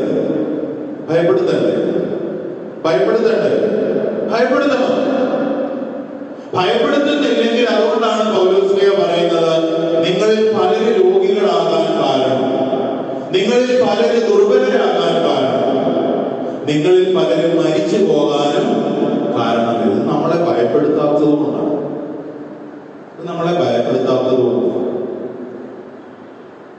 ആത്മീയമായ മരണത്തിന് ഉത്തരവാദികളാകുന്നത് നമ്മളുടെ പ്രവൃത്തി, ചിന്തയുമാണ്. Hallelujah, hallelujah. പശ്ചാത്താപത്തിലേക്ക് ദൈവവചനം നമ്മെ പശ്ചാത്താപത്തിലേക്ക് നയിക്കണം. അപ്പസ്തോല പ്രവർത്തനം 8-ാം അധ്യായം എടുത്തേക്ക്. അപ്പസ്തോല പ്രവർത്തനം 8-ാം അധ്യായത്തിൽ നമ്മളൊരു മനോഹരമായ ഒരു രംഗം കാണുന്നുണ്ട്. ഫിലിപ്പോസും എത്യോപ്യക്കാരും. ഫിലിപ്പോസ് എന്ന് പറയുന്ന കർത്താവിന്റെ ശിഷ്യൻ അവിടെ കർത്താവിന്റെ ഒരു ദൂതൻ ഫിലിപ്പോസിനോട് പറഞ്ഞു, എഴുന്നേറ്റ് തെക്കോട്ട് നടന്ന് യെരൂശലേമിൽ നിന്ന് ഗാസായിലേക്കുള്ള പാതയിൽ എത്തുക. അതൊരു വിജനമായ പാതയായിരുന്നു. ഫിലിപ്പോസിന് വേണേ ചിന്തിക്കാം, ഞാൻ വളരെ ആക്റ്റീവായി ശുശ്രൂഷ ചെയ്തുകൊണ്ടിരുന്നിടത്തുനിന്ന് ദൈവാത്മാവ് എന്തിനാണ് ഇപ്പൊ എന്നെ, കർത്താവ് എന്തിനാണ് എന്നെ ഇപ്പം ആരുമില്ലാത്ത ഒരു പട്ടികുറുക്കം പോലും ഇല്ലാത്ത ഒരു വഴിയിലേക്ക് കൊണ്ടു നിർത്തിയത്? ഞങ്ങളുടെ രൂപതയിൽ ഈ കഴിഞ്ഞ മാസമാണ് ട്രാൻസ്ഫർ. ചില അച്ഛന്മാരിങ്ങനെ ട്രാൻസ്ഫറിന് താല്പര്യമില്ലാത്തവരും പോയ സ്ഥലം ഇഷ്ടമില്ലാത്തവരും ഒന്ന് രണ്ട് പേര് എന്നോട് പറഞ്ഞ, എനിക്ക് താല്പര്യം, എനിക്ക് ഇഷ്ടമില്ല. അപ്പൊ ഞാൻ പറഞ്ഞ, നമ്മുടെ ഒരു രീതി അനുസരിച്ച് നമ്മുടെ അധികാരി എങ്ങോട്ടാണോ നമ്മളെ വെക്കുന്നത് ആ സ്ഥലത്ത് പോകുമ്പോഴാണ് അവിടെ നമുക്ക് അനുഗ്രഹം ലഭിക്കുന്നത്. ബൈബിൾ മുഴുവൻ അതാണ് നമ്മളോട് പറയുന്നത്. നമ്മൾ ഏതെങ്കിലും ഒരു ഓപ്ഷൻ ചോദിച്ചു പോയാൽ മിക്കവാറും എന്റെ അനുഭവത്തിലൊക്കെ കൊടായിരിക്കും. Hallelujah, hallelujah. അപ്പൊ ഇവിടെ ഫിലിപ്പോസിനോട് പറയുകയാണ്, ആക്റ്റീവ് മിനിസ്ട്രിയിൽ നിന്ന് ഫിലിപ്പോസിനോട് പറയുകയാണ്, എഴുന്നേറ്റ് ഗാസായിലേക്കുള്ള വിജനമായ പാതയിൽ ചെന്ന് നിൽക്കുക. ദൈവാത്മാവിന് എപ്പോഴും തീർച്ചയായിട്ടും നമ്മളുടെ ഓരോ ജീവിതത്തിലെ ഓരോ ഡയറക്ഷൻ കാണിച്ചു തരുന്നതിൽ ഒരു പർപ്പസ് ഉണ്ട്. അതുകൊണ്ടാണ് നമ്മളെപ്പോഴും പറയുന്നത് ദൈവാത്മാവിനാൽ നയിക്കപ്പെടണമെന്ന്. ആത്മാവിനാൽ നയിക്കപ്പെടാത്തത് കൊണ്ടാണ് നമ്മുടെ പല പദ്ധതികളും പാടിപ്പോകുന്നത്. Hallelujah, hallelujah. വൈദികരാണെങ്കിലും സന്യസ്തരാണെങ്കിലും അൽമായരാണെങ്കിലും ആരാണെങ്കിലും പല പദ്ധതികളും പാടിപ്പോകുന്നതിന്റെ കാരണം അത് ദൈവാത്മാവിനാൽ നയിക്കപ്പെടുന്ന പദ്ധതി അല്ലാത്തത് കൊണ്ടാണ്. ഞാൻ ചിലരുടെ അടുത്ത് വന്ന് ചോദിക്കാറുണ്ട്, അച്ഛാ കൊച്ചിനെ UK വിടുക, അച്ഛനൊന്ന് പ്രാർത്ഥിക്കണം. ഞാൻ അവരോട് ചോദിക്കാറുണ്ട്, എനിക്ക് പ്രാർത്ഥിക്കുന്നതിന് യാതൊരു പഞ്ഞവും ഒരു തടസ്സവും ഇല്ല, നിങ്ങൾക്ക് പ്രാർത്ഥിക്കുന്നതിന് യാതൊരു മുട്ടുമില്ല. പക്ഷെങ്കിൽ നിങ്ങളുടെ എന്റെ ആഗ്രഹമാണോ നടക്കേണ്ടത്? ഈ കുഞ്ഞിന് ആണോ? അല്ല. ആരുടെ ആഗ്രഹമാണ് നടക്കേണ്ടത്? ദൈവത്തിന്റെ ആഗ്രഹം. അതായത് 139 സങ്കീർത്തനം, അത് വീട്ടിൽ പോയി വായിക്കണം. ഇപ്പൊ എല്ലാം കൂടെ വായിക്കാൻ നേരെ വരും. 139 സങ്കീർത്തനത്തിൽ പറയുന്നു, എന്റെ അന്തരംഗത്തിന് രൂപം നൽകുന്നതിന് മുമ്പ് അവിടുത്തെ കണ്ണുകൾ എന്നെ കണ്ടു. എന്റെ ദിനങ്ങൾ ഉണ്ടാകുന്നതിന് മുമ്പ് തന്നെ അങ്ങയുടെ പുസ്തകത്തിൽ അവ എഴുതപ്പെട്ടു. അതായത് കർത്താവിന്റെ പുസ്തകത്തില് അനാദിയിൽ എഴുതിയിട്ടുണ്ട്. 2025 ഏപ്രിൽ മാസം 5-ാം തീയതി ഞാൻ ഇവിടെ വന്ന് നിൽക്കുമെന്നും നിങ്ങൾ ഇവിടെ ഇരിക്കുമെന്നും. Hallelujah, hallelujah, hallelujah. അതാണ് അതിന്റെ അർത്ഥം. കർത്താവിന്റെ പുസ്തകത്തിൽ എഴുതിയിട്ടുണ്ട്. അനാദിയിൽ ഇന്നലെ വരുമ്പോ എഴുതിയല്ല, എന്നെ കണ്ടിട്ട് എഴുതിയതല്ല. ഞാൻ ഉണ്ടാകുമ്പോ എന്റെ വീട്ടുകാർക്ക് എന്നെ പറ്റി ഒരു ബോധവും ഇല്ല. ഒരു കുഞ്ഞ് ആളെ കിടക്കും, ഒന്നും അറിയുന്നില്ല. അവര് നോക്കുമ്പോഴും ഒന്നുമില്ല, യാതൊരു കഴിയുമില്ല. 5-ാം ക്ലാസ്സിലായപ്പോ അവർക്ക് വല്ലതും അറിയാമായിരുന്നോ? ഇല്ല. 10-ാം ക്ലാസ്സിലായപ്പോ അറിയാമായിരുന്നു? ഇല്ല. ഡിഗ്രി പഠിക്കുമ്പോ അറിയാമായിരുന്നോ? ഇല്ല. പക്ഷെ അനാദിയിലെ ആര് എന്നെ പറ്റി കണ്ടിട്ടുണ്ട്? ദൈവം കണ്ടിട്ടുണ്ട്. നമ്മളൊക്കെ പട്ടത്തിന്റെ സമയത്ത് ഞങ്ങൾ അച്ഛന്മാരൊക്കെ പറഞ്ഞു, ഞങ്ങൾ കാപ്പയിട്ട് നിൽക്കുന്നത് ഇപ്പോഴാണ്. ഞങ്ങൾ കാപ്പയിട്ട് നിൽക്കുമ്പോഴ് ആദ്യ വിശുദ്ധ ബലിയർപ്പണത്തിന്റെ അന്നാണ് നമ്മള് ഈ കാപ്പയിട്ട് നാട്ടുകാർ കാണുന്നത്. അന്നാണ് പറഞ്ഞു പറയുന്നത്, അത് അച്ഛനാകാനായിട്ട് ദൈവം വിളിച്ചതാണ്. പക്ഷെ നമ്മൾ ഓർക്കുക, നമ്മളത് ഇടുന്നതിന് എത്രയോ അനാദിയിൽ, അതായത് ഞാൻ ഉണ്ടായപ്പോഴല്ല, എന്റെ അപ്പനും അമ്മയും ഉണ്ടായപ്പോഴല്ല. കഴിഞ്ഞ ദിവസം ഞങ്ങളുടെ ഈ അന്യഭൂമി ചെന്നപ്പോ അവിടെ ഒരു അച്ഛൻ ഇരിപ്പുണ്ട്. ഞങ്ങളുടെ ഒരു അച്ഛൻ 97 വയസ്സുണ്ട്. എന്നെ കണ്ടിട്ട് വിളിച്ച് നീ വന്നേന്ന് പറഞ്ഞു. ഞാൻ ചെന്നു. ഞങ്ങളുടെ പഴയ വികാരിയാണ്. എന്നോട് നിന്റെ അപ്പനെ അമ്മ ആരാ കെട്ടിച്ചതെന്ന് അറിയാവുന്ന ചോദിച്ചു. ഞാൻ പറഞ്ഞില്ല, ഞാനാണ് കെട്ടിച്ചത്. അവർ രണ്ടും മരിച്ചു. പുള്ളി ഇപ്പോഴും അവിടെ നല്ല ചക്കുപുല് പോലെ ഇരിപ്പുണ്ട്. Hallelujah, hallelujah. നമ്മുടെ അപ്പനും അമ്മയും ഉണ്ടാകുന്നതിന് മുമ്പ്, വലിയപ്പൻ ഉണ്ടാകുന്നതിന് മുമ്പ് നമ്മുടെ മുമ്പിലുള്ള എത്ര തലമുറ നമുക്കറിയാം. അവരൊക്കെ അനാദിയിൽ ദൈവം എന്നെ കണ്ടിട്ടുണ്ട്, എന്റെ രൂപം കണ്ടിട്ടുണ്ട് എന്ന് പറഞ്ഞാൽ ആ സങ്കീർത്തനത്തിൽ എഴുതിയിരിക്കുകയാണ്. ഓരോ ദിവസവും ദൈവത്തിന്റെ പുസ്തകത്തിൽ എഴുതപ്പെട്ടിട്ടുണ്ട്. അതുകൊണ്ടാണ് കർത്താവ് സ്വർഗസ്ഥനായ പിതാവേ എന്നുള്ള പ്രാർത്ഥന പഠിപ്പിച്ചപ്പോഴ് കർത്താവ് അതിനകത്ത് പറഞ്ഞത് എന്താണ്? അങ്ങയുടെ ഹിതം ഭൂമിയില് ആകണം.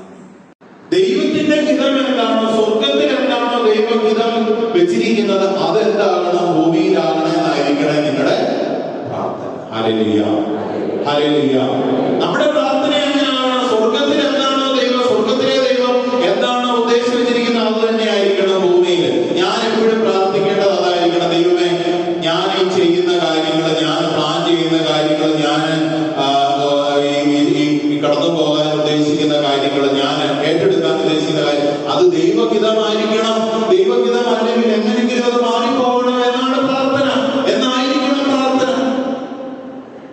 പലപ്പോഴും നമ്മൾ ചിന്തിക്കുന്ന ദൈവഹിതം നടന്നാൽ എന്റെ ആഗ്രഹം നടക്കത്തില്ലെന്നാണ്. അത് വളരെ വലിയ ഒരു തെറ്റാണ്. ഈ കഴിഞ്ഞ ദിവസം നിങ്ങളൊരു പക്ഷേ യൂട്യൂബിൽ കേട്ടതായിരിക്കും. ആലുവ സെമിനാരി ഡയറക്ടറായിരുന്ന ഓലിയപ്പുറത്തച്ഛന്റെ ഒരു ചെറിയ ഒരു പ്രഭാഷണം, ഒരു മിനിറ്റിന്റെ. അച്ഛൻ പറയാണ്, അച്ഛൻ പ്രായമായി, അച്ഛൻ പറയുകയാണ്, ദൈവത്തിന്റെ പദ്ധതിയാണ് ഏറ്റവും മനോഹരമായതും പെർഫെക്റ്റ് ആയ പദ്ധതി. മനുഷ്യന്റെ പദ്ധതി പെർഫെക്റ്റ് ആണെന്ന് പറയാൻ പറ്റും? ദൈവത്തിന്റെ പദ്ധതിയാണ് ഏറ്റവും പെർഫെക്റ്റ്. അതുകൊണ്ട് അച്ഛൻ പറയാ, ഞാൻ എന്റെ ജീവിതത്തിൽ ഒരു സ്ഥലത്തോട്ടും ചോദിച്ചു പോയിട്ടില്ല, വേണമെന്ന് പറഞ്ഞിട്ടില്ല ഇന്നത്. ഒരു വൈദികന് കോൺഫിഡൻസോടുകൂടി അത് പറയാൻ സാധിക്കണമെങ്കിൽ ആ ജീവിതം അത്രയ്ക്ക് വിലപ്പെട്ട ജീവിതമായി. അപ്പൊ അദ്ദേഹം പറയുകയാണ്, ഞാന് ചോദിച്ചില്ല, ചിലപ്പോ എന്റെ ഉള്ളിൽ തോന്നിക്കാണ് ഈ സ്ഥലം, ഈ ഇടവക കുറെ കൂടി നല്ലതാണ് എനിക്ക്, അല്ലെ ഈ മിനിസ്ട്രി എന്റെ പഠനമൊക്കെ അനുസരിച്ച് ഇത് കുറെ കൂടി വെച്ച് എനിക്ക് കുറെ കാര്യം ചെയ്യാൻ പറ്റും എന്നൊക്കെ നമ്മുടെ ഉള്ളിലെ ആത്മാവ്, നമ്മുടെ മനുഷ്യാത്മാവ് നമ്മളോട് മന്ത്രിക്കും, ബുദ്ധി നമ്മളോട് മന്ത്രിക്കും. പക്ഷേ അവിടെയെല്ലാം ഞാൻ നിങ്ങൾ ചിന്തിക്കേണ്ടത് ദൈവത്തിന് എന്നെ പറ്റിയുള്ള പദ്ധതിയാണ് പെർഫെക്റ്റ് പദ്ധതി. Hallelujah, hallelujah. ദൈവത്തെക്കാട്ടിലുപരിയായിട്ട് നമുക്കൊരു പെർഫെക്റ്റ് പദ്ധതി നമ്മളെ പ്ലാൻ ചെയ്യാൻ പറ്റുമോ? പറ്റുമോ? ഇല്ല. എന്നിട്ട് അച്ഛൻ അവസാനം കൂട്ടിച്ചേർക്കാണ്, എന്റെ ജീവിതത്തിൽ ഞാൻ പുറമോട്ട് തിരിഞ്ഞു നോക്കുമ്പോൾ എനിക്ക് കിട്ടിയതെല്ലാം ഏറ്റവും മെച്ചപ്പെട്ടതായിരുന്നു. Hallelujah, hallelujah. നിങ്ങളൊന്ന് പുറമോട്ട് തിരിഞ്ഞു നോക്കിക്കേ, നിങ്ങളുടെ ജീവിതത്തിൽ കിട്ടിയ ദൈവ പദ്ധതി അനുസരിച്ച് കിട്ടിയതല്ലേ ഏറ്റവും പെർഫെക്റ്റ്. അങ്ങനെ ചിന്തിക്കണം. അങ്ങനെയായിരിക്കണം ഒരു ദൈവവേദന ചിന്തിക്കേണ്ടത്. ഒരിക്കലൊരു പ്രായമുള്ള ഒരു വ്യക്തി എന്നോട് പറഞ്ഞു, എനിക്കെതിരെ ആരാണ് കൂടോത്രം ചെയ്യും? ഇവിടെ ഉണ്ടോ ഉണ്ടോ? നിങ്ങൾക്ക് അറിയുന്നില്ല. ഈ ഒരു കൊല്ലം മുമ്പാണ് ഈ എലന്തൂരാണ് ഒരുത്തന്റെ തല കണ്ടിച്ച്, ഒരു സ്ത്രീയുടെ, ഇല്ലേ? എന്താ കാര്യം? സന്തോഷം കൊണ്ട് കണ്ടിച്ചാണ്. പിന്നെ തലക്കെട്ട് ഞാനും നിങ്ങളും വായിച്ച പത്രത്തിന്റെ എന്ത്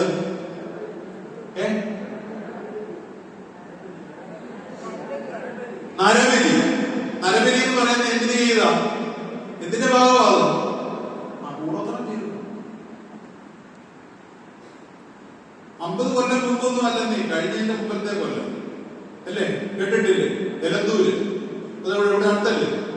ആദ്യം ഞങ്ങൾക്ക് കുറെ പഴിദോഷം ഉണ്ടായി. ആദ്യത്തെ ദിവസം മരുമക്കാരൻ തിരുവല്ലാന്ന് എഴുതി വെച്ചു. അപ്പൊ എന്നെ ആരാണ്ടൊക്കെ വിളിച്ചു, അച്ഛൻ്റെ അടുത്തെന്നാണോ? ഞാൻ പറഞ്ഞു, ഇവിടെ ഒന്നും അല്ല, ദൂരെ. അപ്പൊ നമ്മൾ വിചാരിക്കും, അദ്ദേഹം പറയുകയാണ്, എനിക്ക് ആരാണ്ട് ഇതൊക്കെ ചെയ്യുന്നത്, എന്റെ അച്ഛനുള്ള പ്രാർത്ഥിക്കുന്നത്. ഞാൻ ചോദിച്ചു, എന്റെ പൊന്നു സഹോദര, താങ്കൾ ജീവിതത്തെ എങ്ങനെ കാണുന്നു എന്നുള്ളതാണ് പ്രധാനപ്പെട്ടത്. ഞാൻ എങ്ങനെ എന്റെ ജീവിതത്തെ കാണുന്നു എന്നുള്ളതാണ് പ്രധാനപ്പെട്ട കാര്യം. കഴിഞ്ഞ ദിവസം ആശുപത്രിയിൽ കൂടെ നടന്നപ്പോ ഒരാൾ എന്നോട് വന്ന് പറഞ്ഞു, അച്ഛാ പ്രാർത്ഥിക്കണം. Third stage. എന്താ അങ്ങനെ പറയാൻ? സാറിന് അങ്ങനെ പറയുന്നത് ഹാർട്ട് അറ്റാക്കിനാണോ തേർഡ് സ്റ്റേജ് എന്ന് പറയുന്നത്? കാൻസർ തേർഡ് സ്റ്റേജ് ആച്ചാ, കാൻസർ. പ്രാർത്ഥിക്കണം. ഞാൻ ഉടനെ ആ പുള്ളിയോട് ചോദിച്ചു, ലാസർ ഏത് സ്റ്റേജ് ആയിരുന്നു? യോഹന്നാൻ 11, ലാസർ ഏത് സ്റ്റേജ് ആയിരുന്നു? സഹോദരി പറഞ്ഞിട്ടോ, മരിച്ചിട്ട് എത്ര ദിവസമായി? 4th സ്റ്റേജ് അല്ലേ? മരിച്ചിട്ട് 4 ദിവസമായി കർത്താവെ അങ്ങോട്ട് അടുത്തിയല്ലേ, എന്തോ ഉണ്ടാവും? ദുർഗന്ധം ഉണ്ടാവും. ലാസർ 4th സ്റ്റേജില്. യായിറോസിന്റെ മകളോ ഏത് സ്റ്റേജില്?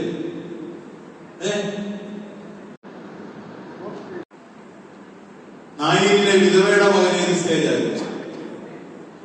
ഏത് സ്റ്റേജിലാണെങ്കിലും ആ വ്യക്തിയെ ജീവനിലേക്ക് കൊണ്ടുവരാൻ കഴിയുന്ന സർവശക്തനായ ഒരു ദൈവത്തെയാണ് ഞാൻ നിങ്ങളും ആരാധിക്കുന്നത്, അല്ലേ? അങ്ങനെ ഉണ്ടെങ്കിൽ കഴിയിട്ട് നന്ദി പറഞ്ഞേ. Hallelujah, hallelujah.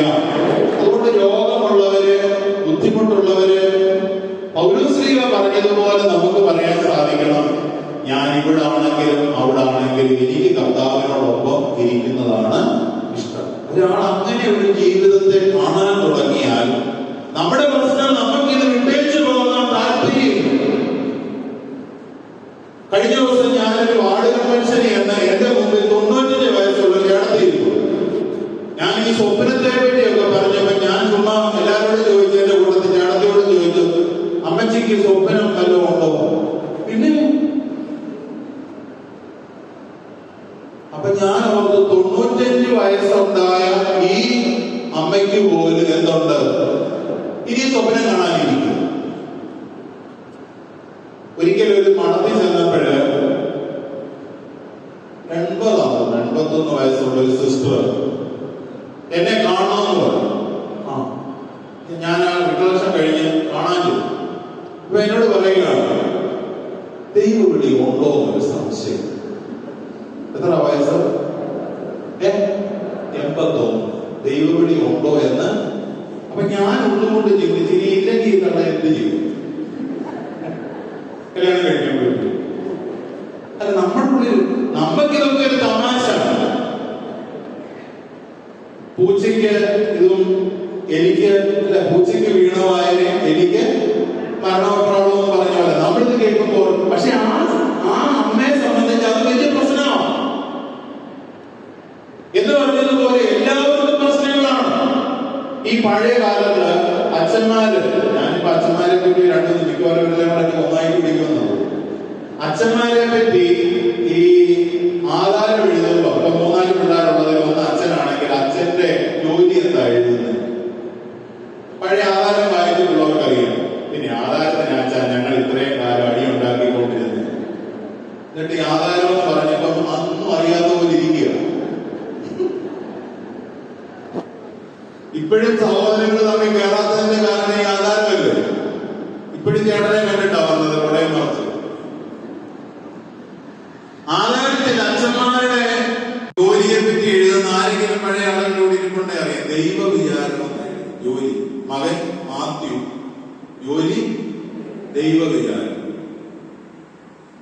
ഞങ്ങളോടെല്ലാം ചോദിച്ചാൽ അത് ഒഴിച്ച് ബാക്കി എല്ലാ വിചാരവും ഇപ്പൊ ഞങ്ങൾക്ക്. Hallelujah, hallelujah. എല്ലാവർക്കും പ്രശ്നങ്ങളാണ്. ഇവിടെ കൊച്ചിരിക്കുന്നു, അവളോട് ചോദിച്ചാൽ അവർക്ക് പ്രശ്നമുണ്ടോ? അവള് പറയാം, എന്താ സർവത്ര പ്രശ്നങ്ങളാണ്. ആർക്കൊക്കെ ഇപ്പൊ മെസ്സേജ് അയക്കണം, ആരുടെയൊക്കെ മെസ്സേജ് ബ്ലോക്ക് ചെയ്യണം. ഇപ്പോഴത്തെ പിള്ളേരുടെയൊക്കെ വലിയ പ്രശ്നങ്ങളായിരുന്നു. എന്ന് പറഞ്ഞാൽ സർവത്ര ആളുകൾക്ക് പ്രശ്നങ്ങളാണ്. തിരുവല്ലായിൽ മിണ്ടാമടം നമുക്കറിയായിരിക്കും, വോയിസ് കാർമലി. അവിടെ തെരേസ മരിയ എന്ന് പറഞ്ഞൊരു അമ്മയുണ്ടായിരുന്നു, മരിച്ചുപോയി. 99 വയസ്സൊക്കെ ആയ പിന്നെ മരിച്ചൊരു 3 കൊല്ലം മുമ്പ്. ഈ പഴയ പ്രായമുള്ള സിസ്റ്റേഴ്സ് എല്ലാം വലിയ വലിയ കുടുംബങ്ങളിൽ നിന്നുള്ളവരാണ്. ഈ അമ്മ കാഞ്ഞിരപ്പള്ളി കരിപ്പാപ്പുറം എന്ന് പറഞ്ഞ കുടുംബത്തിൽ നിന്നുള്ളതാണ്. പക്ഷെ ഈ അമ്മയുടെ വീട്ടിൽ അമ്മ മരിച്ചു കഴിഞ്ഞാൽ, മരിച്ചൊരു കൊല്ലം കഴിഞ്ഞിട്ട് വലിയ അത്യാഹിതം നടന്നു. എന്താണെന്നറിയാമോ? നിങ്ങളൊരു പക്ഷെ പത്രത്തിലൊക്കെ വായിച്ചാണ്, ചേട്ടൻ അനിയനെ വെടിവെച്ചു. ഇവര് തമ്മിൽ സ്വത്ത് തർക്കം ഉണ്ടായിരുന്നു. അവർക്ക് ഏതാണ്ട് 100-300 ഏക്കർ സ്ഥലം റബ്ബറും ഒക്കെ ഉള്ളവരാണ്. 2 മക്കളാണ്. ഈ സിസ്റ്ററിന്റെ ആങ്ങളയുടെ പിള്ളേർ. ഈ ആങ്ങളൊക്കെ പല പ്രാവശ്യം ഉണ്ടാവണത്തെ വന്ന് ഞാനും കണ്ടിട്ടുണ്ട്, ഈ പിള്ളേരെ കണ്ടിട്ടുണ്ട്. ഇവന്മാരും വരാമോ? അപ്പൊ ഈ മൂത്ത ചേട്ടൻ ഇങ്ങനെ കുറെ ബിസിനസ് ഒക്കെ ചെയ്ത് പൊളിഞ്ഞിരിക്കുന്നു. രണ്ടാമത്തെ അനിയൻ ഈ വീട് ഇച്ചിരി കണ്ണായ സ്ഥലത്താണ്. അതിനോട് ചേർന്നിട്ടുള്ള സ്ഥലത്തിന്റെ എന്തോ ഒരു ഡിസ്കഷൻ വന്ന് അവന് മദ്യപിച്ചിട്ട് വന്ന് പെട്ടെന്നുള്ള ഒരു അരിശത്തില് ഈ ചേട്ടൻ അനിയനെ വെടിവെച്ചു. എല്ലാ കുടുംബങ്ങളിലും പ്രശ്നമുണ്ട്. കത്തോലിക്ക കുടുംബങ്ങളിൽ പ്രശ്നമുണ്ട്, അകത്തോലിക്ക കുടുംബങ്ങളിൽ പ്രശ്നമുണ്ട്, പള്ളിയോടടുത്ത് നിൽക്കുന്ന കുടുംബങ്ങളിൽ പ്രശ്നമുണ്ട്, വികാരിച്ചുമാരുടെ പ്രശ്നമുണ്ട്, എല്ലായിടത്തും സന്യസ്തരുടെ പ്രശ്നമില്ലാത്ത ആരെങ്കിലും ഉണ്ടോ? ഇല്ല. അതുകൊണ്ടാണ് കുർബാനയെ ഇടയ്ക്കിടയ്ക്ക് ഉണ്ടാവട്ടെ. പ്രശ്നങ്ങളാവുള്ളൂ. ഒരു കൊച്ചു പണ്ട് ചോദിച്ചു, എന്തിനാ ഇടയ്ക്കിടയ്ക്ക് തിരിച്ച് സമാധാനം ഉണ്ടാകട്ടെ എന്നില്ല. ഞാൻ പറഞ്ഞ അതില്ല. അതുകൊണ്ട് തന്നെ സമാധാനം നഷ്ടപ്പെട്ട ഒരു ലോകം, ഇത് ലോകം ഇവിടെ എടുത്തു നോക്കുകയും യുദ്ധവരി പൂണ്ട് നിൽക്കുകയാണ് കുറെ പേര്. ഇപ്പൊ പൊട്ടിക്കും എന്ന് പറഞ്ഞ് കുറെ പേര് വാർത്തയൊക്കെ വായിച്ച സോഷ്യൽ മീഡിയ എടുത്താല് ഇസ്രായേല് അവിടെ പൊട്ടിക്കുന്നു, അമേരിക്ക ഇവിടെ പൊട്ടിക്കാറുണ്ട്, റഷ്യ വേറെ പൊട്ടിക്കാറുണ്ട്, എല്ലായിടത്തും യുദ്ധം. നമ്മളിന്ന് തുടക്കത്തിൽ വായിച്ച ഒരു പ്രാർത്ഥനയാണ്. അത് പരിശുദ്ധ ആംസ്റ്റർഡാമെ കൊടുത്ത ഒരു പ്രാർത്ഥനയാണ്. അമ്മയെ സകല ലോകത്തിന്റെ അഭിഭാഷകയായിട്ട് നിർത്തുന്ന ഒരു പ്രാർത്ഥന. അപ്പൊ അവിടെ 3 കാര്യങ്ങളാണ് പറയുന്നത്. ലോകത്തെ ഏറ്റവും വലിയ പ്രശ്നം ധാർമ്മിക അധപതനമാണ്, യുദ്ധങ്ങളാണ്, ദുരന്തങ്ങളാണ്. ലോകം മുഴുവൻ എടുത്താൽ ഈ 3 കാരണങ്ങളാണ് ഏറെക്കുറെ പ്രശ്നങ്ങളുടെ എല്ലാം. ധാർമ്മികത, കുടുംബങ്ങളില് ധാർമ്മികതയില്ല. പണ്ടൊക്കെ ഡൈവോഴ്സ് എന്ന് പറയുന്നത് വല്ലപ്പോഴും നടക്കുന്ന ഒരു പ്രതിഭാസമായിരുന്നു. പക്ഷെ ഇപ്പോൾ നമുക്കറിയാം ഡൈവോഴ്സ് വളരെ ഭാഷനായി മാറിയിരിക്കും. നമ്മുടെയൊക്കെ വീടുകളിലുണ്ട്. ആർക്കും അതിനകത്ത് യാതൊരു ഉളിപ്പുമില്ല, അല്ലേ? അപ്പനും അമ്മയ്ക്കും മക്കൾ ഡൈവോഴ്സ് ചെയ്യുന്നു എന്ന് പറഞ്ഞാൽ എന്തെങ്കിലും വേദന തോന്നുന്നുണ്ടോ? ഇപ്പൊ നിങ്ങൾ ഇവിടെ ഇരിക്കുന്ന പ്രായമുള്ള എന്നെ കേൾക്കുന്ന അപ്പച്ചമാരും ഒന്ന് ചിന്തിച്ചേ. നിങ്ങളുടെയൊക്കെ കാലഘട്ടത്തില് ഡൈവോഴ്സ് എന്ന് പറഞ്ഞാല് കുടുംബത്തിൽ കേൾക്കും. എങ്ങോട്ടെങ്കിലും ചെല്ലാൻ പറ്റുമോ? ഇല്ല. പക്ഷെ ഇപ്പൊ ഇതൊരു ഫാഷനായിരിക്കുകയാണ്. 10 അച്ഛന്മാര്, 20 അച്ഛന്മാര്, എനിക്കറിയാം ഒരു വണ്ടിയിൽ 30 അച്ഛന്മാര് കൂടി കെട്ടിച്ചാണ്. 30 മാസം പോയി. ഒരച്ഛൻ 1 മാസമെങ്കിലും പിടിച്ചു നിർത്തിയിരുന്നെങ്കിൽ 30 മാസം മുന്നോട്ട് പോയി. ഹല്ലേലൂയ. എല്ലായിടത്തും പ്രശ്നങ്ങളുടെ കാരണം എന്താണ്? കേൾക്കുന്ന വചനം എന്ത് ചെയ്യുന്നില്ല? മനസ്താപത്തിലേക്ക്, പശ്ചാത്താപത്തിലേക്ക് നയിക്കപ്പെടുന്നില്ല. ഇവിടെ നമ്മള് ഈ അപ്പോസ്തല പ്രവർത്തനം 8 തിരിച്ചു വരും. അവിടെ ഫിലിപ്പോസിനോട് പറയുകയാണ്, ഒരു രഥം വരുന്നുണ്ട്, രഥത്തോട് ചേർന്ന് നടക്കും. പള്ളി വന്നിട്ട് കാര്യമില്ല, പള്ളിയോട് ചേർന്ന് നിൽക്കണം. എങ്കില് ദൈവാത്മാവ് എന്താണ് പറയുന്നതെന്ന് അറിയാൻ പറ്റും. ഹല്ലേലൂയ. ചിലരുടെ പള്ളിയിൽ വന്ന് പള്ളിയുമായിട്ട് ഒരു ബന്ധവുമില്ലാതെ പോകുന്നു. അവർക്ക് എന്താണ് ദൈവാത്മാവ് ഈ സമൂഹത്തിലൂടെ കൊടുക്കുന്ന സന്ദേശം എന്ന് അവർക്ക് അറിയാൻ പറ്റുന്നത്. അതുകൊണ്ടാണ് ഫിലിപ്പോസിനോട് പറഞ്ഞ രഥത്തോട് ചേർന്ന് നടക്കും. ആദ്യം പറഞ്ഞു ഇവിടുന്ന് എഴുന്നേറ്റ് ഗാസായിലേക്കുള്ള വിജനവീതിയിൽ പോയി നിൽക്കുക. രണ്ടാമത് പറഞ്ഞു ആ രഥത്തോട് ചേർന്ന് നടക്കുക. അപ്പൊ ഇങ്ങനെ ചെയ്തപ്പോൾ എന്ത് സംഭവിച്ചു? അവിടെ അതാ ഒരുത്തൻ ഇരുന്ന്, ഒരു ഷണ്ണനിരുന്ന് ദൈവവചനം വായിക്കുന്നു. അദ്ദേഹത്തോട് ചോദിച്ചു, ഈ വചനം വായിക്കുന്നത് വല്ലതും മനസ്സിലായോ? അദ്ദേഹം പറഞ്ഞു, എവിടെ മനസ്സിലാവും? നമ്മൾ ഇത്രയും നാൾ ബൈബിൾ വായിച്ചു വല്ലതും പിടികിട്ടി? വചനവർഷമല്ലേ ഇപ്പൊ ബൈബിൾ വായിച്ചു വല്ലതും മനസ്സിലായോ? മനസ്സിലായോ? മനസ്സിലായില്ലെന്ന് സമ്മതിക്കുന്ന ഏറ്റവും നല്ലത്. മനസ്സിലായില്ല എന്ന് സമ്മതിക്കുന്നതാണ് ഏറ്റവും നല്ലത്. കാരണം എനിക്ക് നിങ്ങൾക്ക് ഒന്നും മനസ്സിലായിട്ടില്ല. മനസ്സിലായിട്ടെങ്കിൽ നമ്മള് പണ്ടേ നമ്മുടെ ജീവിതം മെച്ചപ്പെടുത്തി. എനിക്ക് നിങ്ങൾക്കൊന്നും മനസ്സിലായിട്ടില്ല. ഞാനും നിങ്ങളും ഇത് വായിക്കുന്നു എന്ന് മാത്രമേ ഉള്ളൂ. അപ്പൊ അവനോട് ചോദിച്ച് എന്തെങ്കിലും പിടികിട്ടുന്നുണ്ടോ? ഇല്ല. അവനോട് ചേർന്നിരുന്ന് ഈ വചനം വ്യാഖ്യാനിച്ചു കൊടുക്കുകയാണ്. വചനം വ്യാഖ്യാനിച്ചു കഴിഞ്ഞ് ഈ കാര്യങ്ങള്, യേശുവിനെ പറ്റിയുള്ള കാര്യങ്ങളൊക്കെ എത്തി. 36-ാമത്തെ തിരുവചനത്തിൽ പറഞ്ഞു, അവർ പോകുമ്പോൾ ഒരു ജലാശയത്തിങ്കലെത്തി. അപ്പോൾ ഷണ്ണൻ പറഞ്ഞു, ഇതാ വെള്ളം, എന്നെ ജ്ഞാനസ്നാനപ്പെടുത്തുന്നതിന് എന്തെങ്കിലും തടസ്സമുണ്ടോ? അതാണ് മാനസാന്തരം. എന്നെ ജ്ഞാനസ്നാനപ്പെടുത്തുന്നതിന് എന്തെങ്കിലും തടസ്സമുണ്ടോ? ഇത് ആര് ചോദിച്ച? ഫിലിപ്പോസ് അവരോട് ചോദിച്ചു. 2 വെള്ളം കിടക്കുന്ന മുങ്ങിയേക്കാം ആണോ? അല്ല. ഷണ്ണൻ വെള്ളം കണ്ടപ്പോ പറഞ്ഞു, ഇതാ വെള്ളം. നീ പറഞ്ഞത് കേട്ടിട്ട് വെള്ളത്താലും ആത്മാവിലാലും സ്നാനപ്പെട്ടെങ്കിൽ ഒരുവന് ദുർഗ്രാജ്യത്ത് പ്രവേശിക്കാൻ പറ്റുന്നല്ലേ ഇപ്പൊ നീ പറഞ്ഞത്? 2 വെള്ളം എന്നെ നോക്കുന്നതിന് എന്തെങ്കിലും തടസ്സം? അതാണ് മാനസാന്തരം. ഇന്ന് കേട്ട വചനം ഇന്ന് എന്റെ ഉള്ളില് മാനസാന്തരത്തിലേക്ക് നമ്മളെ നയിക്കണം. എന്നെ ഇന്ന് കേട്ട ഈ വചനം നാളെ കേൾക്കാമെന്ന് വിചാരിച്ചല്ല ഞാൻ ജീവിക്കേണ്ടത്.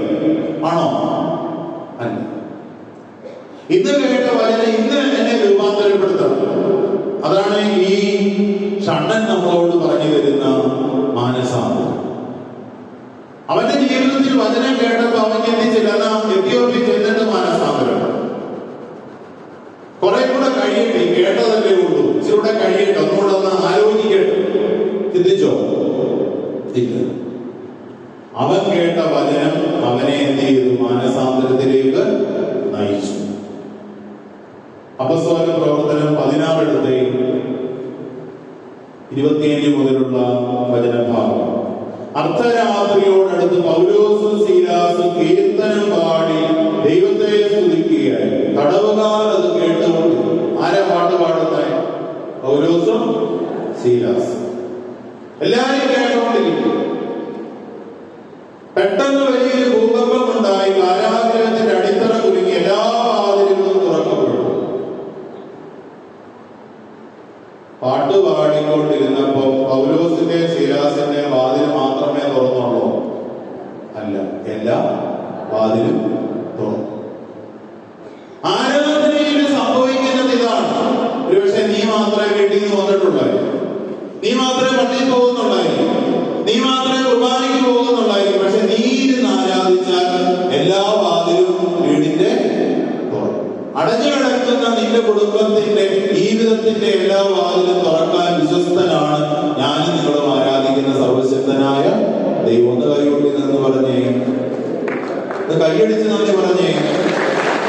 Hallelujah, hallelujah. എന്റെ നിങ്ങളുടെ ദൈവം എല്ലാ വാതിലും തുറക്കാനായിട്ട് സർവശക്തനാണ്. അപ്പൊ അവരവിടെ അതാണ് കണ്ടത്. എന്താണ്? കാരാഗൃഹത്തിലെ വാതിലുകളെല്ലാം തുറക്കും. എല്ലാവരുടെയും ചങ്ങല അഴിഞ്ഞു വീണു. കേട്ടോ, പാട്ട് പാടിയത് പൗലോസ്, മറ്റവരെല്ലാം കേട്ടോണ്ടിരുന്നതേ ഉള്ളൂ. പക്ഷെ അവരുടെ ചങ്ങലയിൽ എന്ത് സംഭവിച്ചു?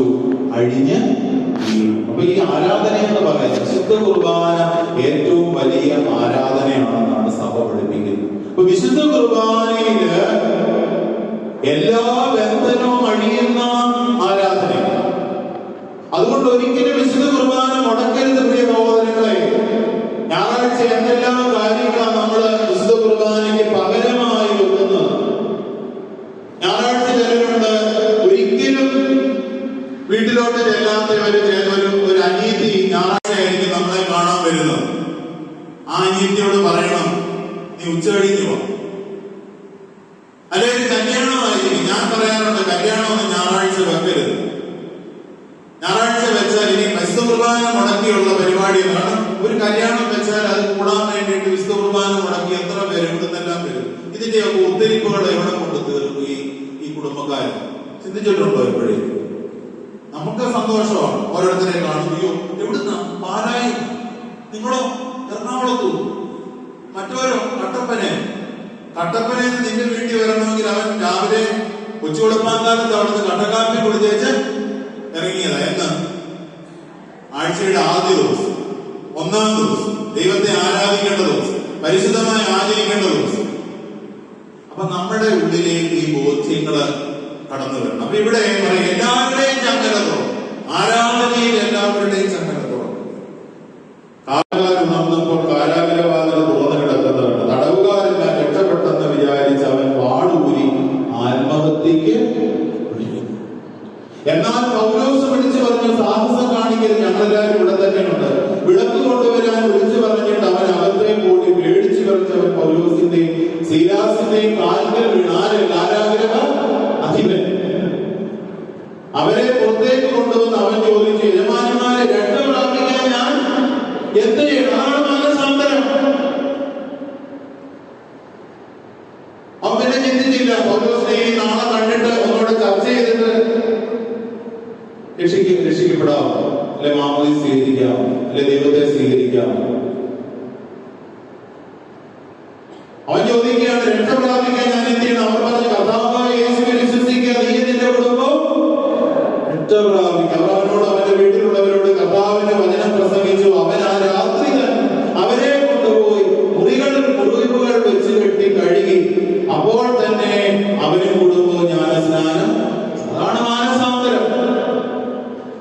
മാനസാന്തരം നാളത്തേക്കല്ല, ഇന്നത്തേക്കാണ്. ഇന്ന് വചനം കേൾക്കുമ്പോൾ ചിന്തിക്കണം, ഇന്നാണ് ദൈവം എന്നോട് സംസാരിക്കുന്നത്, ഇപ്പോഴാണ് സംസാരിക്കുന്നത്. രക്ഷയുടെ സമയം ഇതാണ്. നാളെ എനിക്ക് നിങ്ങൾക്ക് കിട്ടുമെന്ന് അറിയോ? അറിയത്തില്ല. ആര് കാണുമെന്ന് നമുക്കറിയത്തില്ല. എപ്പം വേണേലും നമ്മുടെ ജീവൻ എടുക്കപ്പെടാം. എപ്പം വേണേലും നമ്മൾ താഴെ വീണു പോകാം. എപ്പം വേണേലും നമുക്ക് ചിന്തയിൽ നിന്ന്, ബുദ്ധിയിൽ നിന്ന് നമ്മൾ ആരാണ് എന്നുള്ള ബോധം നഷ്ടപ്പെടാം. പ്രതാപങ്ങൾ അസ്തമിക്കാം. പണ്ടൊരു കവയിത്രി ഉണ്ടായിരുന്നു, മേരി ജോൺ തോട്ടം, സിസ്റ്റർ മേരി ബെനീഞ്ഞ. അവര് പാടിയൊരു പാട്ടുണ്ട്. സമർത്ഥനായ സീസറും പ്രസിദ്ധനായ ഹോമറും സമത്വമറ്റ സോളമൻ തുടങ്ങിയുള്ള വിജ്ഞരും അമർന്നുപോയി കാലചക്ര വിഭ്രമത്തിനെങ്കിൽ നമുക്ക് പിന്നെ എന്ത് ശങ്ക, മാറ്റമൊന്നുമില്ലത്. ഞാൻ ഏതാണ്ട് 8-ഓ 9-ഓ പഠിച്ച മലയാളത്തിലും. ഇപ്പോഴത്തെ പിള്ളേർക്ക് അങ്ങനത്തെ പാട്ടൊക്കെ ഉണ്ട്. ഇപ്പൊ DPP ഏതാണ്ടൊക്കെ അവന് തന്നെ അറിയത്തില്ല പഠിക്കുന്നത്. അപ്പൊ ഈ ലോകത്ത് വലിയ വലിയ വ്യക്തികളെല്ലാം പോയി. ആരെങ്കിലും എന്തെങ്കിലും കൊണ്ടുപോവോ? ഞാൻ എപ്പോഴും കാണുന്ന ഒരു പ്രതിഭാസമാണ്. നിങ്ങൾ കണ്ടിട്ട്, അച്ഛന്മാരെല്ലാം കണ്ടിട്ടുണ്ട്. ജീവിതത്തിൽ കൊന്ത കൈ കൊണ്ട് തൊടാത്തവനെ മരിച്ചു കഴിയുമ്പോൾ ഒരു കൊന്ത പിടിപ്പിച്ചവിടെ. എടാ, നീ ജീവിച്ചിരുന്നപ്പോ ഈ കൊന്തയെ തൊട്ടിരുന്ന നീ ഇപ്പൊ നീ എവിടെ കണ്ടല്ലേ? സ്വർഗത്തിൽ. പണ്ട് ഡോക്ടറിക്ക് വളമലാലച്ചന് ഞങ്ങളവിടെ ധ്യാനിപ്പിച്ചപ്പോ പറഞ്ഞ ഒരു ട്രിക്ക് പറഞ്ഞു. അച്ഛൻ പറയും, ചെറുതെ വളരെ മനോഹരമായ കൊന്ത പിടിപ്പിച്ചാണ് ഈ മരിക്കുമ്പം അടക്കാൻ കൊണ്ടുവരുന്നത്. അപ്പൊ അച്ഛൻ ഇങ്ങനെ പറയാണ്, ഞാൻ അച്ഛനോടുള്ള എല്ലാ ബഹുമാനവും വെച്ചാ പറയുന്നത്, അച്ഛൻ കപ്പിയാരെ ഇങ്ങനെ കണ്ണു കാണിക്കും, നല്ല കൊന്തയാണ്. മിനിറ്റുകൾക്കകം ആ നല്ല കൊന്ത അച്ഛന്റെ മേശപ്പുറത്ത് എത്തും. അപ്പൊ അവര് തമ്മിലൊരു കണ്ണുകൊണ്ടുള്ള ഒരു ട്രിക്കാണ്. മരിച്ചു കഴിഞ്ഞല്ല കൊന്ത പിടിപ്പിക്കേണ്ടത്. മരിക്കുന്നതിന് മുമ്പ് ജീവനോടിരിക്കുമ്പോഴേ ഈ ജപമാലയില് നിരന്തരം കൈകള് മതിയാണ്. മരിച്ചു കഴിഞ്ഞല്ല കൈ കൊണ്ട് കുരിശ് പിടിപ്പിക്കേണ്ട. അതിനു മുമ്പ് കയ്യിൽ കുരിശ് പിടിക്കണം, കുരിശെ നോക്കണം, കുരിശ് ചുംബിക്കണം. സങ്കീർത്തനം 2-ല് മനോഹരമായ ഒരു വചനം കിടപ്പുണ്ട്. അതുകൂടെ പറഞ്ഞ് നമുക്കൊരു ബ്രേക്കിലേക്ക് പോകാം. സങ്കീർത്തനം 2-ല് നമ്മള് വായിക്കുന്നുണ്ട്. 2:12 വിറയലോടെ അവിടുത്തെ പാദം ചുംബിക്കൽ അല്ലെങ്കിൽ അവിടുന്ന് കോപിക്കുകയും നിങ്ങൾ വഴിയിൽ വെച്ച് നശിക്കുകയും ചെയ്യും. അതിന് പാറലായിട്ടൊരു വാക്ക് അതിന്റെ താഴെ പേരിന്റെ അടിയിൽ കൊടുത്തിട്ടുണ്ട്. 2:12 അവിടുത്തെ പാദം ചുംബിക്കുവിൻ, പുത്രനെ ചുംബിക്കുവിൻ. അപ്പൊ ഈ വിറയലോടെ അവിടുത്തെ പാദം ചുംബിക്കുവിൻ എന്നുള്ളതിന് വേറൊരു റൈറ്റിംഗ് ആണ്. പുത്രനെ ചുംബിക്കുവിൻ അല്ലെങ്കിൽ അവിടുന്ന് കോപിക്കുകയും നിങ്ങൾ വഴിയിൽ വെച്ച് വീണു പോകും. അപ്പൊ ഈ ദൈവത്തെ ചുംബിക്കുന്ന, അത് ജീവനോടിരിക്കുമ്പോ ചുംബിക്കണം. അതല്ലാതെ മരിച്ചു നമ്മുടെ കയ്യിൽ ആരെങ്കിലും എന്തെങ്കിലും പിടിച്ചിട്ട് കാര്യമല്ലോ. ഞങ്ങളുടെ അച്ഛന്മാരും മരിക്കും, ഞങ്ങളുടെ കയ്യിൽ കാസയും വരികയാണ്. ജീവനോടിരിക്കുമ്പോഴാണ് ഈ കാസയും വിലാസവും ഉയർത്തേണ്ടത്. ജീവനോടിരിക്കുമ്പോഴാണ് കൊന്തയുള്ളത്. ജീവനോടിരിക്കുമ്പോഴാണ് വല്ലവരും വന്ന് എന്റെ വീടിന്, എന്റെ ശവപ്പെട്ടിയുടെ സൈഡിൽ ഇരുന്നിട്ട് ഗംഭീരവാരിധിയ ലോകമാം ഗംഭീരവാരിധിയിൽ വിശ്വാസ കപ്പലിൽ ഏറിയിട്ട് നിത്യവീടൊന്നുണ്ട് അവിടെ എത്തി കർത്തനോടുകൂടെ വിശ്രമിക്കും. ഞാൻ ജീവനോടിരിക്കുമ്പോഴാണ് പാടേണ്ടത്. അല്ല നിന്റെ പെട്ടിയുടെ കീഴെ വന്നിരുന്ന് വല്ലവരും കർത്ത ബ്ലൗസ് വിട്ടിരുന്നല്ല പാടേണ്ടത് ആണോ? അല്ല. ഹല്ലേലൂയ. നമുക്ക് ഒരു ചെറിയ ഒരു പാട്ട് പാടി ആ സമയത്ത് ആരെങ്കിലും വെള്ളം കുടിക്കുകയോ എല്ലാം ചെയ്യണമെങ്കിൽ അവർക്ക് പോകാവുന്നതാണ്. 5 മിനിറ്റ് നമുക്ക് ഈ സമയം എഴുന്നേറ്റ് നിന്ന് കൈകൾ അടിച്ച് ദൈവത്തെ ബോധപ്പെടുത്തും.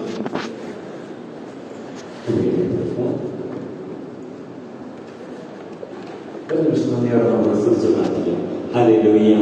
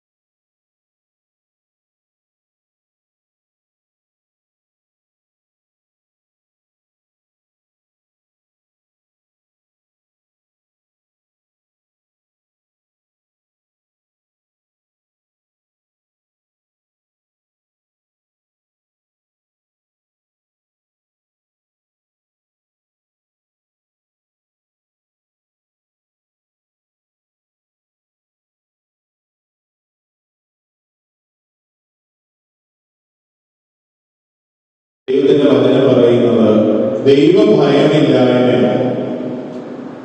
എന്താ കാര്യം? ദൈവഭയമില്ലായ്മ.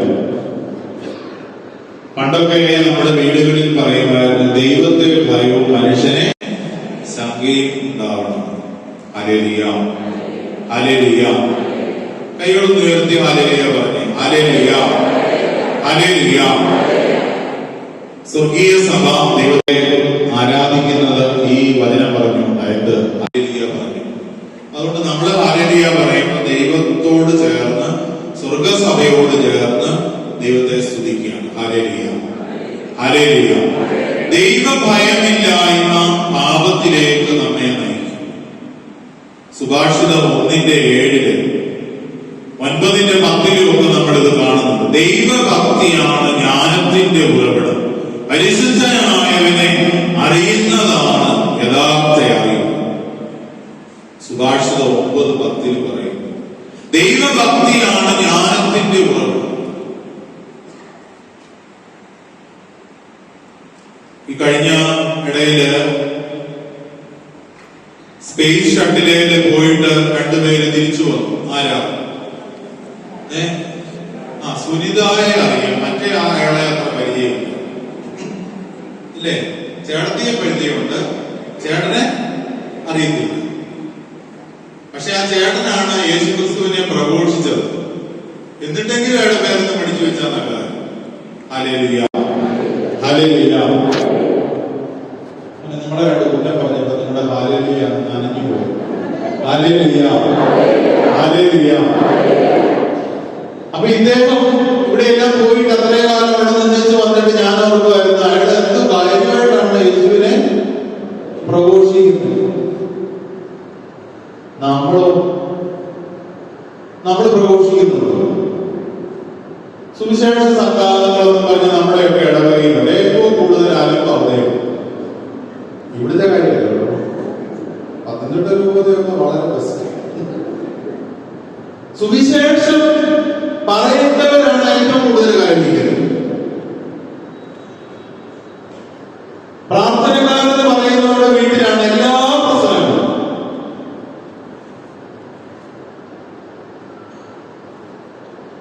അതുകൊണ്ട് ദൈവഭയം, യേശുവിനെ പറ്റി പറയുന്നത് യേശു പ്രായത്തിലും ജ്ഞാനത്തിലും ദൈവത്തിന്റെ മനുഷ്യരുടെ പ്രീതിയിൽ വളർന്നു വന്നു. അങ്ങനെ പിള്ളേർ വളർന്നു വരുന്നു. ഈ ഇടയിൽ ഒരു അമ്മ 72 വയസ്സുണ്ട്. ഞാൻ നേരത്തെ ഇരുന്ന പള്ളിയിലെ ഒരു കുഞ്ഞാണ്. അപ്പം UK പോയപ്പം എന്നോട് പറഞ്ഞു, അച്ഛാ രണ്ടാമത്തെ 2 മക്കളുണ്ട്, അതില് രണ്ടാമത്തെ മകൻ UK ലാണ്, മൂന്നാമത്തെ ആള് ഓസ്ട്രേലിയ, 2 പേരും ഡോക്ടർമാർ. അപ്പൊ എന്നോട് പറഞ്ഞു, അച്ഛാ എന്റെ കൊച്ചുമോൻ, രണ്ടാമത്തെ മകൻ ഒരു മകനെയുള്ളൂ, എന്റെ കൊച്ചുമോൻ കൊടുക്കാൻ അച്ഛന് ഈ കുട്ടികളുടെ ബൈബിള് അച്ഛൻ എവിടെ നേരിൽ വരണമെന്ന് സംഘടിപ്പിച്ചു തരാമോ, ഞാൻ അതിന്റെ പൈസയൊക്കെ തരാം. അപ്പൊ ഞാൻ വിചാരിച്ചാണ് അമ്മ ഇതുകൊണ്ട്. അപ്പൊ എനിക്ക് എന്റെ കൊച്ചുമോന് കൊടുക്കാനാ. അവന് ഈ പടമൊക്കെ കാണുമ്പോ കുറച്ചുകൂടെ ബൈബിള് വായിക്കാൻ തോന്നും. ഞാനിവിടെ ഇരിക്കുന്ന നിങ്ങളോടൊന്ന് ചോദിക്കട്ടെ, UK എത്ര പേര് പോയിട്ടുണ്ട് ഈ ഇരിക്കുന്നതില്? കൈയൊന്നും നോക്കണ്ട, ഉള്ളിലോട്ട് ചോദിച്ചാൽ മതി. എത്ര ബൈബിള് കൊണ്ടുപോയി? അയർലൻഡിൽ എത്ര പേര് പോയിട്ടുണ്ട്? ദുബായിക്ക് എത്ര പേര് പോയിട്ടുണ്ട്? കുവൈറ്റിൽ എത്ര പേര് പോയിട്ടുണ്ട്? ഇനി എന്തിനാ ബാംഗ്ലൂർ എത്ര പേര് പോയിട്ടുണ്ട്? ബോംബെക്ക് എത്ര പേര് പോയിട്ടുണ്ട്? ഒരു ബൈബിളിലും കൊണ്ടുപോയോ? ഒരു മൊന്തയിലും കൊണ്ടുപോയോ? നമ്മൾ കൊണ്ടുപോകുന്ന എന്താ? 2 കിലോ അടലൂസ് തലകുത്തികളൊന്നും ഉണ്ടാക്കുക ഒരാഴ്ച അല്ലേ? എന്തോ ചുമ്മാ കുറെ ഉപ്പിലിട്ട് അച്ഛാ ഞാൻ പറഞ്ഞു ഇവിടെ പള്ളിയിൽ എന്താ വരുന്നത്? ആ ചെറിയൊരു അപ്പം ഉണ്ടല്ലോ, കൊണ്ടുപോയിരിക്കുന്ന ഉണ്ണിയപ്പം, അതുണ്ടാക്കുക. അച്ഛന് 2 കൊണ്ടുവന്നു തേങ്ങാക്കുട്ടി ചേർത്തത് കേട്ടോ. ഇതെല്ലാം കൂടെ തിന്നിട്ടാണ് എല്ലാം മിക്കവാറും കുടുംബത്തിനോട് ചെയ്യുന്നത്. ഞാനിപ്പോ ഓർക്കായിരുന്നു, ഈ അമ്മയുടെ ഉള്ളിൽ ഒരു ഉൾക്കാഴ്ചയുണ്ട്. എന്റെ കൊച്ചുമകനെ ഇന്നിപ്പോ കൊണ്ടുവന്നതിന് ഞാൻ എതിരാണ്. അതിനകത്ത് ഞാൻ എതിരാണ്. നിങ്ങൾ പറയുമോ അല്ലാണ്ട് ഒരുത്തനെ കൊണ്ടുവന്നു ഉള്ളി ഇവിടെ വന്നൊന്നും കൊണ്ടുവരുന്നൊക്കെ പറയും. ഞാനൊന്നും എതിരാ. പക്ഷേ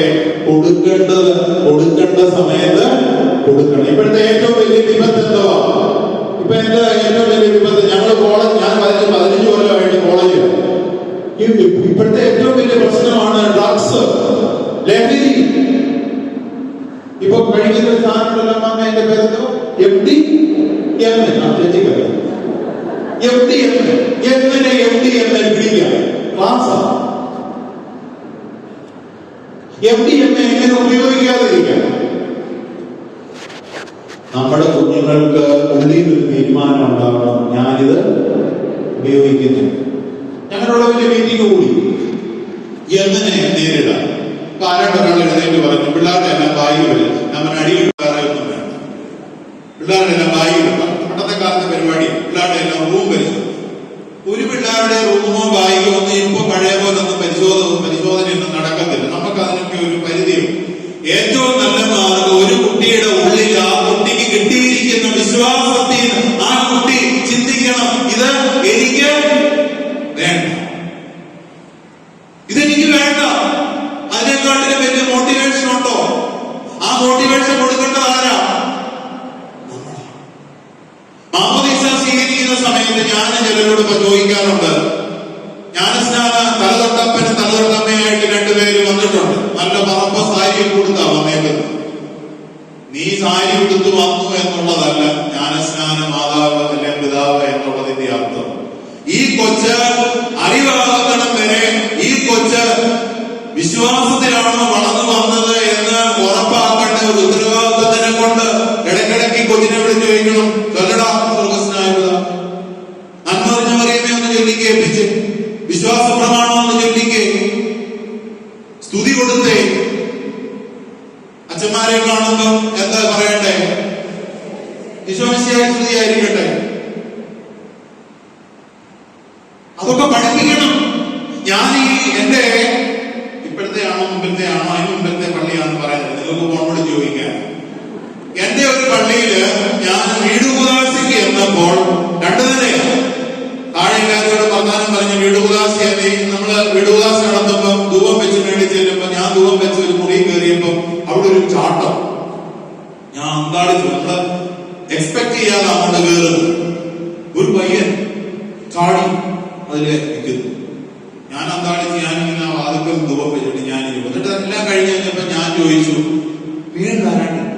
ഇവിടുത്തെ കൊച്ചുമോൻ. അവനെന്നെ ഇറങ്ങി വരാൻ. അവന് വരുന്നില്ലെന്ന് പറഞ്ഞു. നീ അവന്റെ അപ്പനാണോ? നീ അവന്റെ അമ്മയാണോ? നീ വല്യപ്പനാണോ? വല്യപ്പയാണോ? അവനോട് പറയണ്ട, കഞ്ഞി ഇറങ്ങണമെങ്കിൽ താഴെ ഇറങ്ങി വന്നിരിക്കണം. പറയണ്ടേ? പറയണമെന്നാ ഞാൻ ചിന്തിക്കുന്നത്. അല്ലാതെ അതിനകത്തൊന്നും കോംപ്രമൈസ് വെച്ചിട്ട് കാര്യമില്ല. അതിനകത്തൊന്നും കോംപ്രമൈസ് വെച്ചിട്ട് കാര്യമില്ല. ഞാനൊക്കെ ഓർക്കുന്നുണ്ട്, പണ്ടൊക്കെ ഞായറാഴ്ച പള്ളിയിൽ പോകാൻ ഇങ്ങനെ മടി പിടിച്ചിരിക്കുമ്പോ എന്റെ അപ്പനാണ് ഇറിറ്റേറ്റ് ചെയ്യുകയായിരുന്നു. ഞങ്ങള്, നീ പോകുന്നില്ലേ, നീ പോകുന്നില്ലേ, എപ്പോഴാ പോകുന്നത്, എന്നാ പോവാതെ?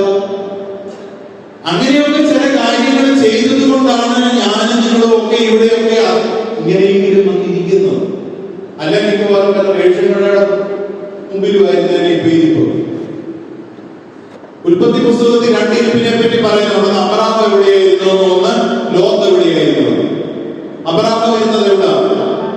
ദൈവം അടിസ്ഥാനപ്പെട്ടതും സുസ്ഥാപിതവുമായ ഒരു രാജ്യത്തെ നോക്കി ആയിരുന്നു അബ്രാഹാം.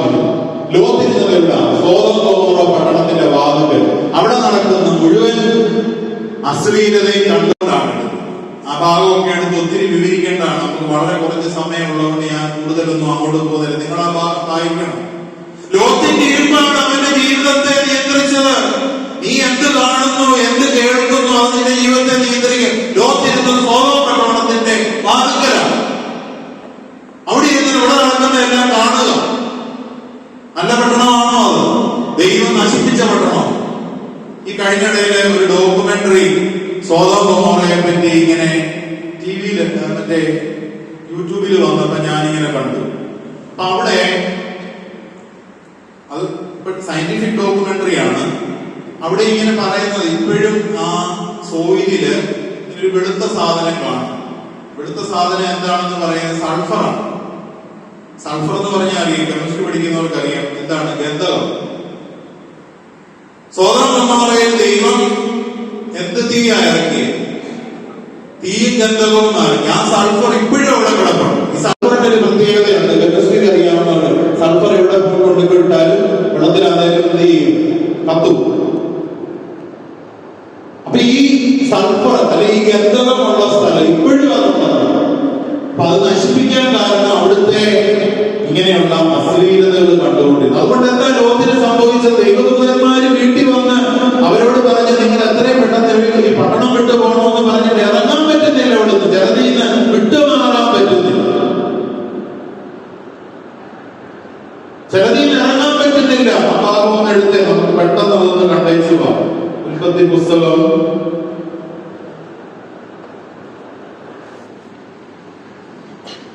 19-ാം അധ്യായത്തില് നമ്മൾ കാണുന്നുണ്ട്. അതുപോലെ തന്നെ 18-ാം അധ്യായത്തില് അബ്രാഹാം ഇരിക്കുന്നത് നമ്മൾ കാണുന്നുണ്ട്. ആ ഭാഗമൊക്കെ വായിക്കുമ്പോൾ ലോത്ത് 19-ന്റെ 1-ാമത്തെ വചനത്തിൽ വായിക്കുന്നു. വൈകുന്നേരമായപ്പോൾ 2 ദൂതന്മാർ സോദോമിൽ ചെന്നു. ലോത്ത് നഗരവാതിൽക്കൽ ഇരിക്കണോ? നല്ല സ്ഥലമായി ഇരിക്കാൻ പറ്റി, എല്ലാം കാണാം. ചില പറയാറില്ലേ, പള്ളി വന്നിട്ട് എല്ലാം കാണാവുന്ന ഒരു സ്ഥലത്തോട്ടൊക്കെ ഇരിക്കാം. അച്ഛനെ കാണണം, നാട്ടുകാരെ കാണണം. അങ്ങനെ ഒരു സ്ഥലത്താണ് ലോത്തിരുന്നത്. ഇരുന്നതിന്റെ പ്രശ്നം എന്ത് സംഭവിച്ചു? അവിടുന്ന് പോകാൻ പറഞ്ഞിട്ട് പോകുന്നില്ല. വൈകുന്നേരം വന്ന ദൂതന്മാര് അന്നേരം തൊട്ട് പറയും ഇറങ്ങിറങ്ങും. പക്ഷെ പോയത് എപ്പോഴാണ്? പിറ്റേ ദിവസം എടുത്തോണ്ട് പോകും.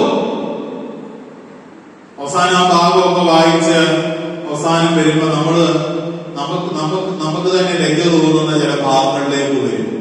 കൂടി ദൈവദൂതന്മാര് പറഞ്ഞൊരു സ്ഥലത്തോട്ടൊന്നും അല്ല ലോത്ത് പോകുന്നത്. ലോത്ത് പോയത് മറ്റൊരു സ്ഥലത്തേക്കാണ്. അവൻ ആഗ്രഹിച്ച ഒരു സ്ഥലം. അവിടെ പോയി ഒരു ഗുഹയ്ക്കകത്തിരിക്കുമ്പോഴാണ് 2 പെൺമക്കൾ വന്നിട്ട് പറയുന്ന, അവര് തമ്മിൽ പറയുകയാണ്, ഇനി ലോകത്ത് ആണുങ്ങളൊന്നുമില്ല, അതുകൊണ്ട് നമുക്ക് അപ്പനിൽ നിന്ന് ഗർഭം ധരിച്ച് ഈ ലോകത്ത് ജീവിക്കാം. എന്തുകൊണ്ടാണ് പെൺകുട്ടികൾക്ക് അല്ലെ സ്വന്തം മക്കൾക്ക് അങ്ങനെ തോന്നാനാണ്? ഇരിപ്പ് ശരിയല്ല, ഇരിപ്പ് നേരെയായിരുന്നു. അവർക്ക് കൊടുക്കേണ്ട സമയത്ത് കൊടുത്തില്ല. എന്താ കൊടുക്കാഞ്ഞത്? വിശ്വാസം. ട്യൂഷന് വിട്ടു, +2 വിട്ടു, കോളേജ് നല്ല കോളേജിൽ കൊണ്ട് ചേർത്തു. ചിലരൊക്കെ MBBS അഡ്മിഷന് വരുമ്പോ നമ്മുടെ മുമ്പിൽ ഇരുന്ന് കരഞ്ഞാൻ കണ്ടിട്ടുണ്ട്. എന്റെ അച്ഛാ എങ്ങനെയെങ്കിലും ഒരു അഡ്മിഷൻ, എങ്ങനെയെങ്കിലും ഒരു നേഴ്സിംഗ്, എങ്ങനെയെങ്കിലും ഒരു MBBS എങ്ങനെയെങ്കിലും കിട്ടണം അച്ഛൻ. കൊച്ചെന്തി കൊച്ചിതൊന്നും അറിയുന്നില്ല. അപ്പനും അമ്മയോട് കിടന്ന് പ്രാണം തരും കളയും. അങ്ങനെ മേടിച്ചു കൊടുത്ത് പഠിച്ചു കഴിഞ്ഞ് കൺവൊക്കേഷനും കഴിഞ്ഞ് പോകാൻ നേരം ചിലരൊക്കെ നമ്മുടെ അടുത്ത് പിന്നെ പലരും കാണത്തില്ല. പോകുന്ന സമയമാകുമ്പോ ചിലരൊക്കെ വളരെ റയറായിട്ട് വന്ന് കണ്ട് കരഞ്ഞ് ചില കാര്യങ്ങളൊക്കെ പറയാറുണ്ട്. എനിക്ക് കഴിഞ്ഞ 15 വർഷത്തെ അനുഭവമേ എന്റെ ഉള്ളൂ. ഇവിടെ ഇരിക്കുന്ന അച്ഛന്മാരൊക്കെ അതിൽ ഒത്തിരി അനുഭവങ്ങളൊക്കെ ഉള്ളവരാണ്. നിങ്ങളിൽ പലരും അധ്യാപകരൊക്കെയാണ്. കരഞ്ഞു വന്ന് പറഞ്ഞിട്ടുണ്ട്, എന്റെ അച്ഛ ഇതായിരുന്നോ എന്ന് സംശയമുണ്ട്. ദൈവ പദ്ധതി കൊടുക്കേണ്ടത് കൊടുക്കണം, കൊടുക്കേണ്ട സമയത്ത് വിശ്വാസം കൊടുക്കണം, കുടുംബത്തിൽ അഭ്യസിപ്പിക്കേണ്ടത് അഭ്യസിപ്പിക്കണം, അവരറിയേണ്ടത് അറിയണം. ഞങ്ങളുടെ ഒരു ഡോക്ടറുണ്ട്, പീഡിയാട്രിക് സർജൻ. നിങ്ങൾക്കൊക്കെ അറിയാം, ഞാൻ വേറെ പറയുന്നില്ല. അതായത് നല്ലൊരു കത്തോലിക്കനാണ്. എല്ലാ ദിവസവും കുർബാനയ്ക്ക് വരും. അദ്ദേഹം ഒരിക്കല് 3 പിള്ളേർ, 8 ആൺപിള്ളേർ, ഒരു പെൺകുട്ടി. അദ്ദേഹം ഒരിക്കൽ എന്നോട് പറഞ്ഞു, അദ്ദേഹത്തിന്റെ മൂത്ത മകന് MBBS കഴിഞ്ഞ് ഓർത്തോ, അതായത് എല്ലിന്റെ ഒരു സ്പെഷ്യാലിറ്റിയാണ് കിട്ടാൻ താല്പര്യത്തിലിരിക്കുന്നത്. അപ്പൊ ഞാൻ പറഞ്ഞു, ഇവിടെ തന്നെ ഉണ്ടല്ലോ, ഇവിടെ ഫീസ് ഇച്ചിരി കൂടുതൽ, പ്രൈവറ്റ് ഫീസ് കൂടുതലാണ്. അപ്പൊ അത് എങ്ങനെയെങ്കിലും ഇവിടെ തന്നെ കിട്ടാൻ നോക്കിയാൽ പോരായോ എന്ന് പറഞ്ഞപ്പോൾ അദ്ദേഹം എന്നോട് പറഞ്ഞ ഒരു കാര്യം എന്നെ അന്ന് സ്പർശിച്ച ഒരു കാര്യം. അദ്ദേഹം എന്നോട് പറഞ്ഞു, അച്ഛാ ഞാൻ മാത്രമേ എന്റെ കുടുംബത്തിൽ നിന്ന് ജോലി ചെയ്യുന്നുള്ളൂ, എന്റെ കുടുംബത്തിൽ നിന്ന് ഞാൻ മാത്രമാണ് അധ്വാനിക്കുന്നത്, എനിക്ക് മാത്രമേ സാലറി ഉള്ളൂ. എന്റെ 3 മക്കൾക്ക് കൃത്യം അറിയാം അപ്പന് എത്ര രൂപ സാലറി കിട്ടുന്നു.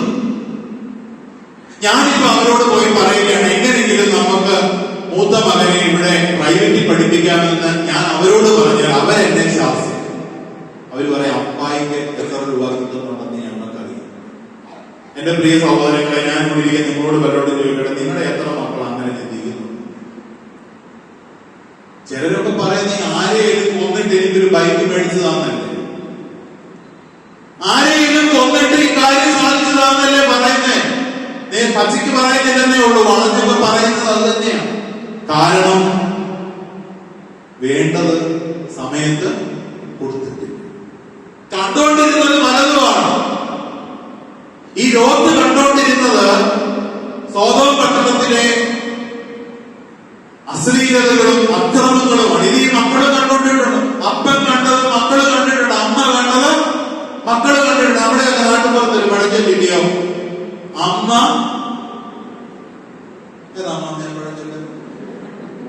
അമ്മ വേലി ചാടിയാൽ അല്ല അമ്മ മതില് ചാടിയാൽ മോള് അല്ലെ ചേച്ചി, അങ്ങനെ ഒരു പഴഞ്ചൊല്ലില്ലേ? പിന്നെ ചേച്ചിക്ക് അറിയാത്ത പോലെ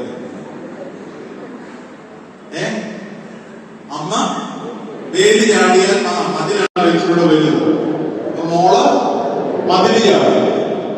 നമ്മളെന്ത് കാണുന്നു, നമ്മുടെ കുടുംബത്തിൽ എന്ത് സംസാരിക്കുന്നു? വൈദിക ദൈവവിളിയെ പറ്റിയൊക്കെ ഈ ദിവസങ്ങളിലല്ലേ രൂപതയിൽ ദൈവവിളിയെ പറ്റി നല്ല ദൈവവിളികൾ ഉണ്ടാകണം. കുടുംബത്തിൽ നല്ല ദൈവവിളികളെ പറ്റി അല്ലെ വൈദികരെ പറ്റി സന്യസ്തരെ പറ്റി സംസാരിക്കണം. നിങ്ങൾ സംസാരിച്ചെങ്കിലേ കുഞ്ഞുങ്ങളുടെ ഉള്ളിലേക്ക് ഇതൊരു ദൈവിക വിളിയാണെന്നും ദൈവം വിളിക്കുന്നുണ്ടോ ഇല്ലയോ എന്നുള്ളൊരു ചോദ്യം അവര് ദൈവസന്നിധിയിൽ ഇരുന്നുകൊണ്ട് ചോദിക്കുന്നുണ്ട്. അല്ലാതെ രാവിലെ വൈകുന്നേരം അച്ഛന്മാരെ കന്യാസ്ത്രീകളെ കുറ്റം പറയുന്ന ഒരു കുടുംബമാണ് അവിടുന്ന് ദൈവവിളി ഉണ്ടാവൂ. നമ്മളെല്ലാവരും വൈദികർ വേണമെന്ന് ആഗ്രഹിക്കുന്നുണ്ട്. പള്ളിയിൽ വികാരിച്ചില്ലാത്ത ഒരു കാര്യത്തെ പറ്റി ചിന്തിക്കാൻ പറ്റൂ. എന്നോട് കഴിഞ്ഞ ദിവസം ലീഗിൽ അമേരിക്കയിൽ ചോദിച്ചു, അച്ഛൻ വരുമോ ഞങ്ങളെ പറഞ്ഞാൽ എന്തിനാ? അല്ല അച്ഛൻ പറഞ്ഞാൽ നല്ലതാണ്. ഞാൻ നിങ്ങൾക്ക് കൊടുത്തതിന് പിടിക്കുന്നതിനല്ല അച്ഛൻ വരും കാരണമല്ലോ. എത്ര പിള്ളേരെ അച്ഛന്മാരാക്കാൻ വിട്ടിട്ടുണ്ട്? അനേകം. നമുക്ക് ഇവിടെ ഒരു ചെറിയ 4 പേര് കൂടുന്ന കൂട്ടായ്മയ്ക്ക് അച്ഛൻ വേണമെന്ന് ആഗ്രഹമുണ്ട്. ഞങ്ങളുടെ തന്നെയൊന്നും കൊടുക്കത്തില്ല കേട്ടോ. അവർ പിന്നെ എവിടുന്ന് വരും? ആ കാലത്തൊന്നും വരുമായിരിക്കും. കഴിഞ്ഞ ദിവസം ഞാനൊരു കോൺഗ്രിഗേഷനിൽ ഒരു മഠത്തിൽ ചെന്നിട്ട് ചോദിച്ചു, ഇപ്പൊ ഇവിടുത്തെ ദൈവവിളി ഉണ്ടോ? ഇല്ല, ജാർഖണ്ഡിൽ മിക്കവാറും അടുത്ത ഒരു 10 കൊല്ലം കഴിയുമ്പോൾ നമ്മുടെ വികാരി ഇവിടുന്നായിരിക്കും, ജാർഖണ്ഡായിരിക്കും. ഞങ്ങളുടെ കാര്യമല്ല, നിങ്ങളുടെ ഇവിടെ പിന്നെ കുറെ കൂടെ കാണും. പ്രിയമുള്ളവരെ, കാണുന്നത് വിശ്വാസം കൊടുക്കണം. വിശ്വാസം കൊടുത്തെങ്കിലേ നമുക്ക് നമ്മുടെ കർത്താവ് പറഞ്ഞു, നീ വിതയ്ക്കുന്നത് നീ കൊയ്യത്തുള്ളൂ. കാറ്റ് വിതച്ചാൽ എന്ത് കിട്ടും? കൊടുങ്കാറ്റ് കൊയ്യാൻ. പല കുടുംബങ്ങളും തളർന്നു പോകുന്ന ഡ്രഗ്സ് പിള്ളേരെന്തിനാ ലഹരിയുടെ യേശുവാകുന്ന ലഹരി. അതിനെക്കാട്ടിലും വലിയൊരു ലഹരി ഉണ്ടോ? ഇല്ല. ഇപ്പൊ ഈ ഒരു സിനിമ ഇറങ്ങിയിട്ടുണ്ടല്ലോ, എമ്പുരാൻ. കണ്ടിട്ട് മമ്മിയിരിക്കുക. ഞാൻ കണ്ടില്ല ഇതുവരെ. കാണും എല്ലാം കട്ട് ചെയ്തെന്നൊക്കെ പറയുന്നത്. ആദ്യം കട്ട് ചെയ്യുന്നത് മുമ്പും കട്ട് ശേഷവും കണ്ടവരെ കൊണ്ടുവിടും. ഈ കഴിഞ്ഞ ദിവസം ആരോ പറയാണ്, എമ്പുരാനെ എമ്പുരാനെ എന്നാണോ വിളിക്കണ്ടേ? തമ്പുരാനെ തമ്പുരാനെ തന്നെ വിളിക്കണ്ടേ? നമ്മളെ കൊണ്ട് നമ്മുടെ ചുറ്റുമുള്ള മീഡിയ, സിനിമ, ഇങ്ങനെയൊക്കെയുള്ള പിശാചിനെ മഹത്വപ്പെടുത്തുന്ന, അതിനകത്ത് തന്നെ എന്തെല്ലാം പിശാചിനെ മഹത്വപ്പെടുത്തുന്ന കാര്യങ്ങൾ. ഇതൊക്കെ വളരെ നമ്മുടെ കുഞ്ഞുങ്ങളുടെ ഉള്ളിലേക്ക് വിശ്വാസത്തിന്റെ കടയ്ക്കല് കോടാലി വെക്കുന്ന പല കാര്യങ്ങളും നമുക്ക് ചുറ്റും നടക്കുന്നുണ്ടെന്നുള്ള ആ ബോധം പോലും ഇല്ലാതെ ജീവിക്കുന്ന വ്യക്തികളും. അതിനൊക്കെ കുറെ തടയിടുന്നതാണ് സൺഡേ സ്കൂൾ. അതിനോട് പറഞ്ഞപ്പെടുന്നത്. അതിനൊക്കെ കുറെ തടയിടുന്നതാണ് ആദ്യ കുർബാന സ്വീകരണത്തിന്റെ ഒരുക്കം. ഇത് അങ്ങനെ എഴുതാൻ പറയുന്ന ഉടനെ പറയും, എങ്ങനെയെങ്കിലും ആദ്യ കുർബാന ഒരുക്കം ക്ലാസ് കട്ടി അതില്ലാതെ കൊടുക്കാൻ പറ്റും. നമ്മുടെ ചില പാർട്ടികൾ വന്ന് പറയാറുണ്ട്, വിളിച്ചില്ലാതെ കല്യാണം, ചെറുക്കന് ലീവ്. പിന്നെ ചിലർ വന്ന് പറയാറുണ്ട്, മാര്യേജ് പ്രിപ്പറേഷൻ കോഴ്സ് നടത്താതെ ചെയ്യാൻ പറ്റും. കാരണം ഈ മാര്യേജ് പ്രിപ്പറേഷൻ കോഴ്സ് എന്ന് പറയുന്ന ഏതാണ്ട് ഒരു സംഭവമാണ് അവർ വിചാരിക്കുന്നത്. എടാ, ഇവിടെ കിട്ടേണ്ടത് കിട്ടണം. സൺഡേ സ്കൂളിലൂടെ കിട്ടുന്ന എനിക്കോ കൊടുക്കാൻ പറ്റുന്നില്ല. സൺഡേ സ്കൂളിലെങ്കിലും പോയി അവിടെ ഇരിക്കുമ്പോഴാണ് ജീവിതത്തിൽ എന്താണ് വേണ്ടത് എന്ന് ചിന്തിക്കുന്നത്. അതുകൊണ്ട് പ്രിയ സഹോദരങ്ങളെ, അതുകൊണ്ട് എന്താ സംഭവിച്ചത്? ലോകത്തിന്റെ മക്കൾ അങ്ങനെ ചിന്തിച്ചതിൽ എന്തെങ്കിലും അതിശയം പറയാനുണ്ടോ? ഇല്ല, അവരെ കുറ്റം പറയാനില്ല. എന്നാൽ എബ്രായ ലേഖനം 11 അബ്രാഹാം എന്താണ് ചിന്തിച്ചത് എന്ന് പറയുന്നുണ്ട്. എബ്രായ ലേഖനം 11 എബ്രായ ലേഖനം 11 അബ്രാഹത്തെ പറ്റി പറയുകയാണ്. 10 ദൈവം സംവിധാനം ചെയ്തതും നിർമ്മിച്ചതും അടിസ്ഥാനം ഉറപ്പിച്ചതുമായ ഒരു നഗരത്തെ അവൻ പ്രതീക്ഷിച്ചിരുന്നു. അവൻ ദൈവത്തിന്റെ സംവിധാനത്തെ നോക്കി. മറ്റേ പുള്ളിയിരുന്നത് എവിടെ? നഗര എവിടെ ഇരിക്കുന്നു? എവിടെ? എങ്ങോട്ടാണ് ദർശനം? അതാണ് പ്രധാനം. വിശ്വാസത്തെ യേശുവെ സ്വർഗത്തിൽ വസിക്കുന്നവനെ ഞാൻ അങ്ങയെ എന്റെ കണ്ണുകൾ ഉയർത്തും. ദാസന്റെ കണ്ണുകൾ യജമാനന്റെ ദാസിയുടെ കണ്ണുകൾ സ്വാമിനിയുടെ കണ്ണുകളിലേക്ക്. അങ്ങനെയാണ് ഉയർത്തിയിരിക്കേണ്ടത്. യേശുവിലേക്കാണ് നോക്കേണ്ടത്. അത് നോക്കേണ്ട സമയത്ത് മറ്റു പലതിലേക്കും നോക്കിയാൽ പിന്നെ ഈ കുടുംബത്തിൽ സംഭവിക്കുന്നതെല്ലാം പിന്നെ കഴിഞ്ഞിട്ട് കാര്യമൊന്നുമില്ല. പിന്നെ കിടന്നുകൊണ്ട് ബന്ധനം കഴിക്കാൻ നടന്നിട്ട് കാര്യം. ചിലരുണ്ട് ബന്ധനം കഴിക്കാൻ, ചില അച്ഛന്മാരുണ്ട് ബന്ധനം കഴിക്കുന്ന എക്സ്പേർട്സ്. Hallelujah, hallelujah, hallelujah. കുടുംബത്തിൽ കൊടുക്കേണ്ട വിശ്വാസം കൊടുക്കണം. മാനസാന്തരത്തിന് നിന്നെ യോഗ്യനാക്കുന്നത് ഈ വിശ്വാസമാണ്. നമ്മൾ എന്തെല്ലാം കാര്യങ്ങൾ പഠിക്കുന്നുണ്ട്. റോമാലേഖനത്തിൽ അതല്ലേ പറയുന്നത്. പൗലോസ്ലീഹ ആദ്യത്തെ അധ്യായത്തിലാണെന്ന് തോന്നുന്നു വളരെ കൃത്യമായിട്ട് ഞാനത് വായിക്കുമ്പോഴൊക്കെ എനിക്ക് ഒരു ചിന്ത ഉള്ളിൽ വരാറുണ്ട്. 18 തൊട്ടുള്ള തിരുവചനം. മനുഷ്യരുടെ സകല ദുഷ്ടതയ്ക്കും അനീതിക്കുമെതിരായി ദൈവത്തിന്റെ ക്രോധം ആകാശത്ത് പ്രത്യക്ഷപ്പെടുന്നു. അവർ തങ്ങളുടെ അനീതി സത്യത്തെ തളച്ചിടും. ദൈവത്തെ കുറിച്ച് അറിയാൻ കഴിയുന്നതൊക്കെ അവർക്ക് വ്യക്തമായിട്ട് അറിയാം. ദൈവം അവയെല്ലാം അവർക്ക് വെളിപ്പെടുത്തിയിട്ടുണ്ട്. ലോക സൃഷ്ടി മുതൽ ദൈവത്തിന്റെ അദൃശ്യ പ്രകൃതി, അതായത് അവിടുത്തെ അനന്തശക്തിയെ ദൈവത്വം സൃഷ്ട വസ്തുക്കളിലൂടെ സ്പഷ്ടമായി അറിഞ്ഞിട്ടുണ്ട്. അതുകൊണ്ട് അവർക്ക് ഒഴികഴിവില്ല. നമ്മളീ പഠിക്കുന്ന സയൻസ്, രാഷ്ട്രീയം, ചരിത്രം, ഇതൊക്കെ നമ്മളെ എന്തിലേക്കാണ് നയിക്കേണ്ടത്? എന്തിലേക്കാണ് നയിക്കേണ്ടത്? ദൈവമില്ലെന്ന് പറയാൻ. അതാ ഞാൻ മുമ്പേ ഉദാഹരണം പറഞ്ഞേ. സ്പേസിൽ പോയിട്ട് വന്ന ഒരു വ്യക്തി യേശുക്രിസ്തുവിനെ പ്രഘോഷിക്കുന്നത്, അത് കണ്ടിട്ടെങ്കിലും നിന്റെ വിശ്വാസം കുറെയെങ്കിലും ഉണ്ടാവുന്നില്ല. ശാസ്ത്രം പഠിച്ചുകൊണ്ടൊന്നും നിന്റെ വിശ്വാസം പോകത്തില്ല. എക്കണോമിക്സ് പഠിച്ചുകൊണ്ടൊന്നും നിന്റെ വിശ്വാസം പോകത്തില്ല. കണക്ക് പഠിച്ചുകൊണ്ടൊന്നും നിന്റെ വിശ്വാസം പോകത്തില്ല. പണ്ടൊരു സിനിമയിൽ ആരാണ്ട് പറഞ്ഞില്ലേ, ലോകത്തിന്റെ സ്വന്തം കണക്കിലാണ്. ആരാ പറഞ്ഞു? ആരാ? ചാക്കോ മാഷ്. ബൈബിളിൽ നോക്കട്ടെ, എല്ലാത്തൊന്നും കാണത്തില്ല. സിനിമയിലോ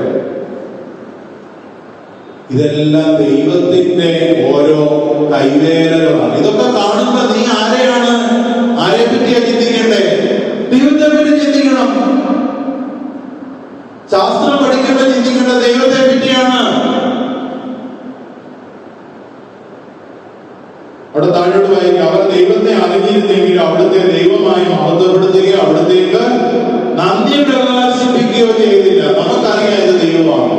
വിശുദ്ധ കുർബാന കർത്താവിന്റെ തിരുശരീരവും രക്തവുമാണെന്ന് വളരെ കൃത്യമായിട്ട് നമുക്കറിയാം. അതാണ് നമുക്ക്, ഞാൻ കഴിഞ്ഞ ദിവസം ഇങ്ങനെ എവിടെയോ കേട്ട ഒരു കാര്യമാണ്. 2 ടൈപ്പ് ആളുകളാണ്. ഒന്ന് അറിഞ്ഞവരും അറിയാത്തവരും. നമ്മൾ ഏത് കാറ്റഗറി പെടും? അറിഞ്ഞിട്ടും അറിയാത്തവരെന്ന് പറയുന്ന ഒരു കാറ്റഗറി ഇല്ല. 2 കാറ്റഗറിയേ ഉള്ളൂ. ഒന്ന് അറിഞ്ഞവര്, അറിയാത്തവർ. നമ്മളോ? ബൈബിള് 2 കാറ്റഗറിയെ പറ്റി പറയുന്നു. ഒന്ന് ദൈവത്തെ അറിഞ്ഞവരും ദൈവത്തെ അറിയാത്തവരും. നമ്മളെ വരുന്ന കാറ്റഗറി നമ്മളൊന്ന് ചിന്തിക്കണം. നമുക്ക് എല്ലാം അറിയാം, പക്ഷേ ഒന്നും അറിയാത്തവർ. ഉറങ്ങുന്നവരെ ഉണർത്താം, ഉറക്കം നടിക്കുന്നവരെ എവിടെ പറയാം. ദൈവമായി മഹത്വപ്പെടുത്തി അവിടത്തേക്ക് നന്ദി പ്രകാശിപ്പിച്ചു. മറിച്ച് അവരുടെ യുക്തി വിചാരങ്ങൾ നിഷ്ഫലമായി തീരുകയും വിവേകരഹിതമായ ഹൃദയം അന്ധകാരത്തിൽ ആണ്ടുപോവുകയും ചെയ്തു. ജ്ഞാനികളെന്ന് അവകാശപ്പെട്ടുകൊണ്ട് അവർ പോഷരായി തീർന്നു. അവർ അനശ്വരനായ ദൈവത്തിന്റെ മഹത്വം നശ്വരനായ മനുഷ്യന്റെയോ പക്ഷികളുടെയോ മൃഗങ്ങളുടെയോ ഇഴജന്തുക്കളുടെയോ സദൃശമുള്ള വിഗ്രഹങ്ങൾക്ക് കൈമാറി. കണ്ടോ, ഇന്ന് നമ്മുടെ ചുറ്റിലും നടക്കുന്നതാണ്. മനുഷ്യന് അമിത പ്രാധാന്യം കൊടുക്കുക. സിനിമാ ഫീൽഡിലുള്ളവരെ ആരാധന, അവരെ നമ്മൾ അറിയാതെ ഉപയോഗിക്കുന്ന ഒരു വാക്കാണ് ആരാധന.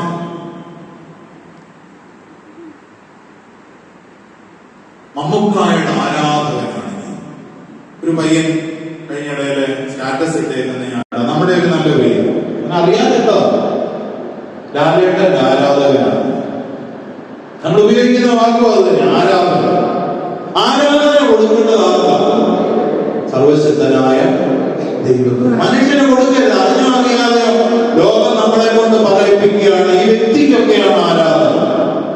അവരെയൊക്കെ ബഹുമാനിച്ചു, അവരെയൊക്കെ കാണുമ്പോൾ ചിരിച്ചു, അവരെയൊക്കെ കാണുമ്പോൾ നമ്മള് ഹായ് പറഞ്ഞു. പക്ഷെ ആരാധന കൊടുക്കേണ്ടത് ആർക്കാണ്? ദൈവത്തിന്. ആരാധിക്കേണ്ടത് പ്രസ്ഥാനങ്ങളെ അല്ല. ചിലരുണ്ട് കതറൊക്കെ ഇട്ട് രാവിലെ ഇറങ്ങും. മലയാളത്തിൽ പഴഞ്ചൊല്ലുണ്ട്, നാ നടന്നിട്ട് കാര്യമില്ല, നായ്ക്ക് കുത്തിയിരിക്കാൻ നേരുള്ളൂ എന്ന് പറഞ്ഞ പോലെ. അത് പറഞ്ഞപ്പോ ഈ ഭാഗത്തുള്ളവർക്ക് ഭയങ്കര ട്യൂബിലേക്കും ഇവിടെ മുഴുവൻ ശ്മശാന മൂകതയും. Hallelujah, hallelujah.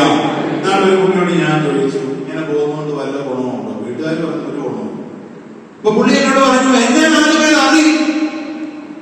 നമ്മുടെ പ്രശ്നം എന്നാ, എന്നെ ആർക്കൊക്കെ അറിയാം. ഞാൻ ഇങ്ങോട്ട് പ്രസംഗിക്കാൻ വരുന്നതിന് മുമ്പ് അനുജൻ ചോദിച്ചു, അച്ഛന് ക്ലിപ്പ് വല്ലതും ഉണ്ടോ?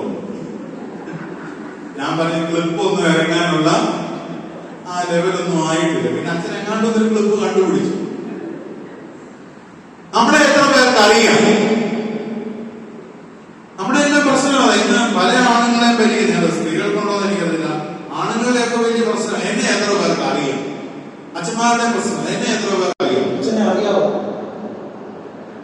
മുഖ്യമന്ത്രിക്ക് അറിയാമെന്ന് പറഞ്ഞാൽ നമ്മുടെ കുഞ്ഞു പുള്ളിയായിട്ടാണ് വിചാരിക്കുന്നത്. ബില്ലി ഗ്രഹം എന്ന് പറയുന്ന പ്രോട്ടസ്റ്റന്റ് സുവിശേഷകൻ ഒരിക്കൽ പറഞ്ഞു, ലോകത്തിന് മുഴുവനും നിന്നെ അറിയാം, പക്ഷെ സ്വർഗത്തിന് നിന്നെ അറിയത്തില്ല. അതുകൊണ്ട് എന്തെങ്കിലും പ്രയോജനമുണ്ടോ? ഉണ്ടോ? ഉണ്ടോ? എന്നെ ട്രംപിന് അറിയാം. ആരാ ട്രംപ്? ആരാ അമ്മയെ ട്രംപ്? അമ്മ കേട്ടിട്ടുണ്ടോ ട്രംപ്? അമേരിക്കൻ പ്രസിഡന്റ് അമ്മയെ ട്രംപിന് അറിയാം. ട്രംപ് ഇന്നലെ വിളിച്ചാലും യേശുവിന് അറിയത്തില്ലെങ്കിലോ? അതുകൊണ്ട് വല്ല കാര്യമുണ്ടോ? എന്നെ മാർപ്പാപ്പയ്ക്ക് അറിയാം. അദ്ദേഹത്തിന്റെ കൗൺസിലിൽ എന്നെ വിളിച്ചു. അതുകൊണ്ട് ഞാൻ സ്വർഗത്തിൽ പോമോ? ഇല്ല. ദൈവത്തിന്റെ വചനം ഇവിടെ അതാണ് പറയുന്നത്. അവര് അനശ്വരനായ ദൈവത്തിന്റെ മഹത്വം, നശ്വരനായ മനുഷ്യന്റെ പക്ഷികൾ. അതുകൊണ്ട് ദൈവം അവരെ തങ്ങളുടെ ഭോഗാസക്തികളോടുകൂടെ ശരീരങ്ങൾ പരസ്പരം അപമാനിതമാക്കുന്നതിന് അശുദ്ധിക്ക് വിട്ടുകൊടുത്തു. ഇന്ന് ധാരാളം അശുദ്ധിയിലേക്ക് പോകാനുള്ള വഴികൾ എനിക്ക് നിങ്ങൾക്കും ഉണ്ട്. നമുക്കറിയാത്ത ഒത്തിരിയും പേര് നമുക്ക് റിക്വസ്റ്റ് അയക്കുന്നു, അല്ലെ? ഫേസ്ബുക്കിലും വാട്സപ്പിലും ഒക്കെ മെസ്സേജുകൾ അയക്കും. ലോകത്തിന്റെ ഏത് ഭാഗത്തിരിക്കുന്നവർക്കും നമുക്ക് മെസ്സേജ് അയക്കാം. ഇന്നാണ്ട് ഒരാളെ എനിക്ക് റിക്വസ്റ്റ് അയച്ചു. അപ്പൊ ഞാൻ നോക്കിയപ്പോ 73 വയസ്സുള്ള ഒരു തള്ളയാണ്, ഞാൻ ഇടവകയിലുള്ള. ഞാനിപ്പം പള്ളി ചെന്നപ്പോ ഞാൻ ചോദിച്ചു, എന്നെ റിക്വസ്റ്റ് അയച്ചാണ്. ഞാൻ ചോദിച്ചാൽ അച്ഛനും ചുമ്മാ ഇരിക്കും, ഞാനും ചുമ്മാ ഇരിക്കും, അയച്ചതാണ്. അച്ഛനും വെറുതെ ഇരിക്കുമല്ലേ, ഞാനും വെറുതെ ഇരിക്കുമല്ലോ, എന്നാ പിന്നെ ചുമ്മാ അയച്ച. ഞാൻ അവരുടെ കാര്യമല്ല പറഞ്ഞു. നമുക്കറിയാത്ത ഒത്തിരി ആളുകൾ നമ്മളെ ആയി പലവയൊക്കെ അയക്കുന്നുണ്ട്. നമ്മളിങ്ങനെയുള്ള ബന്ധങ്ങളിലേക്ക് ഞാനും നിങ്ങളും പോകാനുള്ള സാധ്യത, നമുക്ക് പോകാനുള്ള സാധ്യത. ഞാൻ നിങ്ങളോട് പറയുമ്പോൾ നിങ്ങൾ വിചാരിക്കരുത് ഞാൻ ഏറ്റവും വലിയ വിശുദ്ധൻ, നിങ്ങളെക്കാട്ടിൽ ഏറ്റവും വലിയ ഭാവി. അപ്പൊ നമുക്ക് ഈ കാര്യങ്ങളിൽ നിന്നൊക്കെ നമ്മളെ ഒന്ന് വീണ്ടെടുക്കണമെങ്കിൽ നമുക്ക് വേണ്ടതെന്താണ്? നമ്മുടെ ഉള്ളിൽ വചനം ഉണ്ടെങ്കിൽ ഈ വചനം കൊണ്ട് നമ്മളെ കുറെയൊക്കെ ഇതിൽ നിന്ന് വിളിച്ചെടുക്കും. ഈ വചനം ഉള്ളിലേക്ക് വരുമ്പോൾ നമുക്കൊരു ചിന്ത വരും, ഇത് നമുക്ക് പറ്റുന്ന സാധനമല്ല.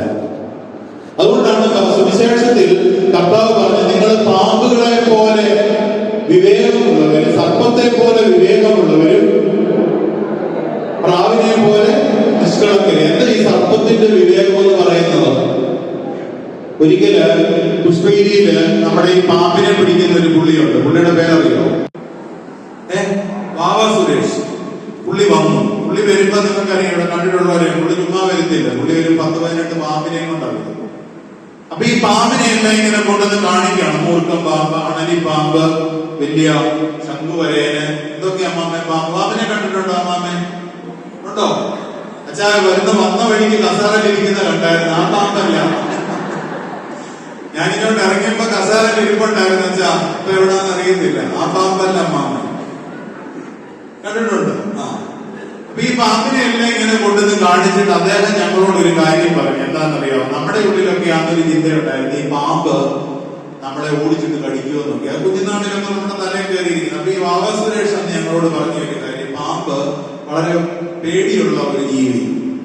എന്നിട്ട് അദ്ദേഹം പറയാണ്, പാമ്പ് ആരെങ്കിലും വരുന്ന താല്പര്യമാറ്റം കേട്ടാൽ ഏത് പാമ്പാണെങ്കിലും എന്ത് ചെയ്യും?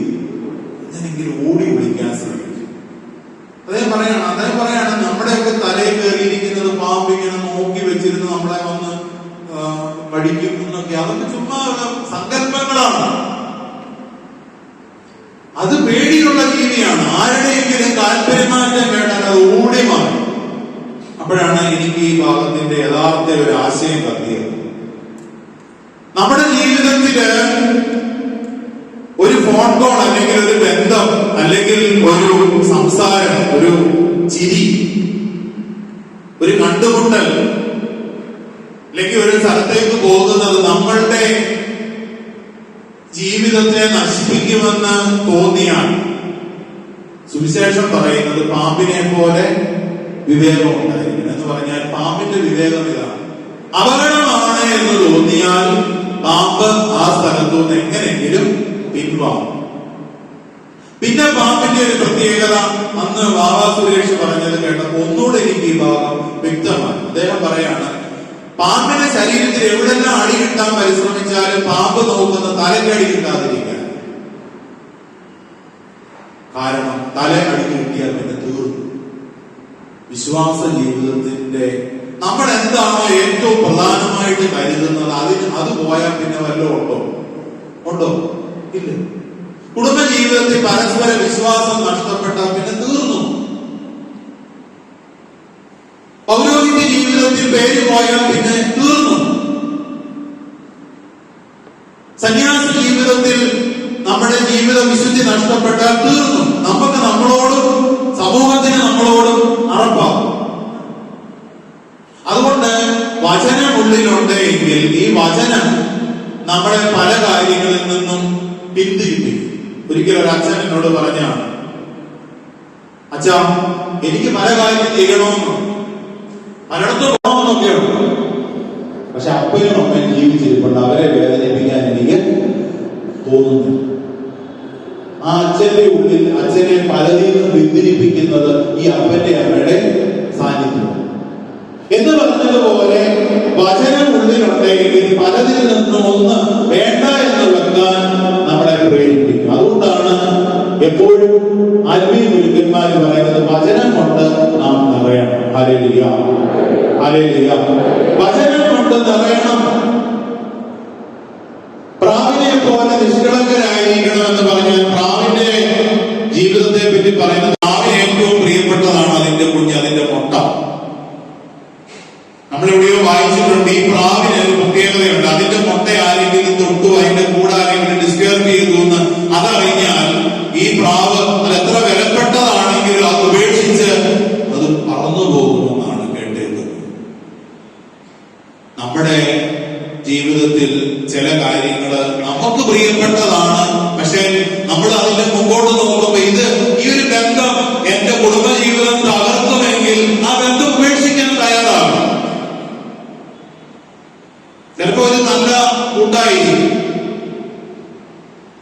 ഭർത്താവിൽ നിന്ന് അത്രയും നല്ലൊരു സംസാരമൊന്നും കിട്ടുന്നില്ലായിരിക്കും, പക്ഷെ അത് നിന്നെ വലിയ തകർച്ചയിലേക്ക് കൊണ്ടുപോകും എന്നുള്ളതാണ് നമ്മുടെ ചുറ്റുമുള്ള ചരിത്രവും ബൈബിളും നമ്മളെ പഠിപ്പിക്കുന്നു. Hallelujah, hallelujah, hallelujah.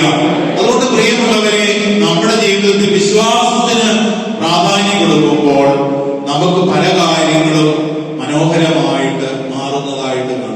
ഈ ഫ്രാൻസിസ് അസീസിക്ക് ഒരിക്കലും ഒരു പ്രലോഭനമുണ്ട്. എന്നാ പ്രലോഭനമാണെന്നൊന്നും അറിയില്ല.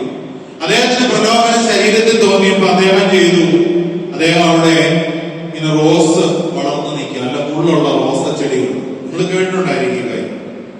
ആ റോസയുടെ നടുക്കോട്ട് എടുത്ത് ചാടി എന്നിട്ട് കടന്ന് ഉരുണ്ട് ശരീരം മുഴുവൻ റോസയുടെ മുള്ളു കൊണ്ട് കീറി രക്തമൊഴിച്ചു. എന്നിട്ട് എഴുന്നേറ്റ് കഴിഞ്ഞപ്പോ അദ്ദേഹത്തിന്റെ പ്രലോഭനം, പരീക്ഷണം വിട്ടുപോയി. അത് കഴിഞ്ഞപ്പോ സ്വർഗം അടയാളം കാണിച്ച് എന്താണെന്നറിയാവോ? പോർസക്കല എന്ന് പറയുന്ന ഒരു സ്ഥലം ഉണ്ട് അസീസിയിൽ. അവിടെ ചെന്നിട്ടുള്ളവർക്കറിയാം. അവിടെ ആ ചാടിയ സ്ഥലത്ത് നിൽക്കുന്ന റോസയ്ക്ക് ഇപ്പോഴും എത്തില്ല, മുള്ളിൽ. ആ റോസയുടെ കമ്പ് വേറെ എവിടെയെങ്കിലും കൊണ്ടുവച്ചാൽ അതിന് മുള്ളുണ്ട്. സ്വർഗം കൊടുക്കുന്ന അടയാളം. ഞാൻ ഈ പാരീസിൽ കുറച്ചുനാള് ഒരു പഠനവുമായിട്ട് ബന്ധപ്പെട്ട് പോയാൽ ആ പാരീസിന്റെ അടുത്ത് അവിടുന്ന് ഒരു 3 മണിക്കൂർ യാത്ര ചെയ്താൽ നെവേര എന്ന് പറയുന്ന ഒരു സ്ഥലമാണ്. നമ്മളെല്ലാവരും ലൂർദിൽ മാതാവിന്റെ കാര്യം മാത്രമേ ചിന്തിക്കുന്നത്. മാതാവിനെ കണ്ട ഒരു വ്യക്തിയുണ്ട്, അതാരാന്നറിയാം? ബെർണദീത്ത. ബെർണദീത്തയുടെ ബോഡി, ശരീരം അഴുകാതെ ഇരിപ്പുണ്ട് നെവേരായിൽ. ആരെ കണ്ടതാണ്? പരിശുദ്ധ അമ്മയെ കണ്ടതാണ്. കൊടുത്ത ഒരു incorruptible bodies in the Catholic church എന്ന് പറഞ്ഞ് നിങ്ങൾ നെറ്റിൽ നോക്കിയാൽ ധാരാളം വിശുദ്ധരുണ്ട്. അപ്പൊ അത് എന്തുകൊണ്ടാണ് സംഭവിക്കുന്നത്? കാർലോ അക്യൂട്ടീസ് എന്ന് പറയുന്ന ഉടനെ തന്നെ വിശുദ്ധനാകുന്ന വ്യക്തിയുടെ ബോഡി, ആദ്രി പിയോയുടെ ബോഡി, ഇതൊക്കെ ഇരിപ്പുണ്ട്. അതൊക്കെ ദൈവം കൊടുക്കുന്ന ചില അതീന്ദ്രിയ അത്ഭുതങ്ങളാണ്. നമുക്കത് മനസ്സിലാകില്ല. എന്തുകൊണ്ടാണ്? ശാസ്ത്രം പല രീതിയിൽ പഠിക്കുന്നുണ്ട്. അതുപോലെ തന്നെ യൂക്കറിസ്റ്റിക് മിറക്കിൾസ്, വിശുദ്ധ കുർബാനയുടെ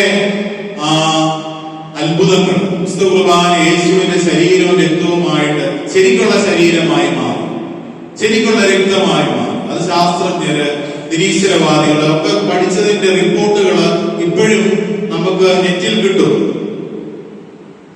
ലൂർദില് അനേകായിരം രോഗശാന്തികള് ശാസ്ത്രലോകവും നിരീശ്വരവാദികളും ഇതൊരിക്കലും നടക്കത്തില്ല, ഇത് സാധാരണ സയന്റിഫിക് ആയിട്ട് നടക്കത്തില്ല എന്ന് എഴുതിയ പല കാര്യങ്ങളുണ്ട്. ഇതെന്തോ മറ്റെന്തോ അവര് ദൈവമൊന്നും വിളിക്കത്തില്ല. പക്ഷെ അവര് പറയുന്നത് ഇത് നാച്ചുറലാണ്. ഒരാൾക്കൂടി വിളിക്കുന്നു. ഒരു നിരീശ്വരവാദി 2 പദങ്ങളെ ഉപയോഗിക്കുന്നുള്ളൂ. ഒന്ന് നാച്ചുറലും അൺനാച്ചുറലും. Hallelujah, hallelujah. സാറ ഏത് സ്റ്റേജായിരുന്നു? ഏത് സാറ? അബ്രാഹത്തിന്റെ സാറ. ഇവിടെ ഇരിക്കുന്ന സ്ത്രീകൾക്കറിയാം, മെഡിക്കൽ ടെർമിനോളജിയിൽ മെനോപോസ് എന്ന് പറയുന്ന സ്റ്റേജിൽ എത്തിയാൽ പിന്നെ ഒരു പെണ്ണും പ്രസവിക്കത്തില്ല. പ്രസവിക്കുമോ അമ്മായി? ഇല്ല. പക്ഷെ മെനോപോസും കടന്നിരുന്ന സാറയാണ് ആർക്ക് ജന്മം കൊടുത്തത്? സാറയുടെ മകനല്ല, ഇസ്ഹാക്കിന് ജന്മം കൊടുത്തത്. അതീന്ദ്രിയം നമുക്കറിയത്തില്ല, അൺനാച്ചുറലാണ്. നിരീശ്വരവാദി ആദ്യം കൂടി പറയും ഇത് നാച്ചുറലാണ്, ഇത് അൺനാച്ചുറലാണ്. ദൈവമാണെന്ന് പറയുന്നത്. അതുകൊണ്ടാണ് നമ്മൾ റോമാലേഖനത്തിൽ വെച്ചാൽ അവര് ദൈവമാണെന്നൊക്കെ അവർക്ക് അറിയാം, പക്ഷെ അവര് ദൈവത്തെ മഹത്വപ്പെടുത്തത്തില്ല. നമ്മുടെ ഈ പല പാർട്ടികൾക്കും ദൈവമാണെന്നറിയാം, പക്ഷെ ദൈവമാണെന്ന് ഏറ്റു പറയുന്നത്. പറഞ്ഞാൽ എന്തോ കുറവ് പോയി. പ്രിയ സഹോദരങ്ങളെ, എന്റെ നിങ്ങളുടെ ജീവിതത്തിന്റെ ദൗത്യം ദൈവമഹത്വമാണ്. ഞാൻ ഇവിടെ ഡയറക്ടർ ആയാലും മാനേജർ ആയാലും പ്രിൻസിപ്പൾ ആയാലും വികാരിച്ചനായാലും ആരായാലും എന്നിലൂടെ ആരും മഹത്വപ്പെടട്ടെ? ദൈവം മഹത്വപ്പെടണം. അല്ലെന്നുണ്ടെങ്കിൽ എന്റെ ജീവിതം കൊണ്ട് യാതൊരു പ്രയോജനമില്ല. നിന്റെ നാവ് ദൈവത്തെ മഹത്വപ്പെടുത്താനായിരിക്കും, നിന്റെ കൈ ദൈവത്തിന് നന്ദി പറയാനും ഉയർത്താനും ഹല്ലേലൂയ പറയാൻ ഉയർത്താനുമായിരിക്കും. ഇത് ചിലരുണ്ട് കല്ലുകൊണ്ട് ഇടിച്ച കട്ടി കിടിച്ചാൽ പോലും അനങ്ങത്തില്ല. നിന്നാസ്തിയുടെ രാജമകൾ പള്ളി കിടന്ന് എല്ലാവരും കൂടെ കാതത് മിണ്ടത്. കട്ടി കിടിച്ചാലെന്ന് പറഞ്ഞാൽ മനസ്സിലായി. പണ്ടി പലചരക്കാരുടെ പോകുമ്പോൾ 5-ന്റെയും 10-ന്റെയും കട്ടി ഉണ്ടായിരുന്നു, നല്ല തൂക്ക് കെട്ടി. അതുകൊണ്ട് 2 കൊടുത്താൽ പോലും അനങ്ങത്തില്ല. അങ്ങനെയുള്ളവരുണ്ട്. ദൈവം തന്ന നന്മകളല്ലാതെ നമ്മുടെ ജീവിതത്തിൽ എന്താണ്? ഞാൻ പിടിച്ചിരിക്കാൻ ഞാൻ രസനായിട്ട് ഒരു അഭ്യാര് പോലും ആകും. പണ്ട് കാലത്ത് ഞാനും നിങ്ങളും ഒക്കെ എന്തെല്ലാം ആഗ്രഹിച്ചിട്ടുണ്ട്. ഗൾഫുകാരൊക്കെ വരുമ്പോ ഞാനിങ്ങനെ ചിന്തിച്ചിട്ടുണ്ട്, ദൈവമേ അവർ പണ്ടത്തെ കാലത്തെ കൈനിയൊക്കെ ഉണ്ടല്ലോ, ഫോറിൻ കൈ കണ്ടിട്ടുണ്ടോ? പിന്നെ ചിലരുടെ ഒക്കെ കൊണ്ട് ഏത് കൈ ഇവിടുത്തെ കൈ. പണ്ട് കാലത്ത് ഇവരൊക്കെ കൊണ്ടിരുന്ന പിന്നെ ഒരു സാധനമായിരുന്നു, പണ്ട് നല്ല നീളമുള്ള ലൈറ്റ് അല്ലേ, ഉള്ളവരെ അടിച്ച വെട്ടം കടിച്ച്. നമ്മുടെ ലൈറ്റാണെങ്കിൽ നമ്മള് മുമ്പിൽ കൂടെ നടക്കുന്നവരെ പോലും കാണത്തില്ല അടിച്ചാൽ. അത്രയും ലൈറ്റായിരുന്നു പണ്ട് ഇവിടെ കിട്ടിക്കൊണ്ടിരുന്നത്. പക്ഷെ ഗൾഫിൽ നിന്നൊക്കെ വരുമ്പോൾ ഭയങ്കര നീളത്തിലുള്ള ലൈറ്റ്. ഞാനൊക്കെ ഓർക്കുന്നു ഈ ലൈറ്റൊക്കെ എനിക്കൊന്ന് കിട്ടും. ഞാൻ ചിന്തിച്ചുള്ളൂ, ഞാൻ നിങ്ങളുടെ കാര്യമല്ല പറഞ്ഞേ, നിങ്ങൾ പ്രിയപ്പെട്ടതാണ് അതിന്റെ കുഞ്ഞ്, അതിന്റെ മുട്ട. ഫിസിക്സ് പഠിക്കുന്ന പിള്ളേരും നമ്മളെവിടെയോ വായിച്ചിട്ടുണ്ട്. ഈ പ്രാവിന് ഒരു പ്രത്യേകതയുണ്ട്, അതിന്റെ മുട്ട ആരെങ്കിലും അതറിഞ്ഞാൽ ഈ പ്രാവ് അത് എത്ര വിലപ്പെട്ടതാണെങ്കിലും അത് ഉപേക്ഷിച്ച് അത് പറന്നു പോകുമെന്നാണ് കേട്ടത്. ദൈവം ഇതെല്ലാം നമുക്ക് തന്നില്ലേ? ഞാനൊക്കെ പ്രിയപ്പെട്ടതാണ്, പക്ഷെ നമ്മൾ അതിനെ മുമ്പോട്ട് ഇത് ഈ ഒരു ബന്ധം എന്റെ കുടുംബജീവിതം തകർക്കുമെങ്കിൽ ആ ബന്ധം ഉപേക്ഷിക്കാൻ തയ്യാറാണ്. വീടിന്റെ മുമ്പിൽ കൂടെ പോകുമ്പോൾ ചിലപ്പോ ഒരു നല്ല കൂട്ടായിരിക്കും,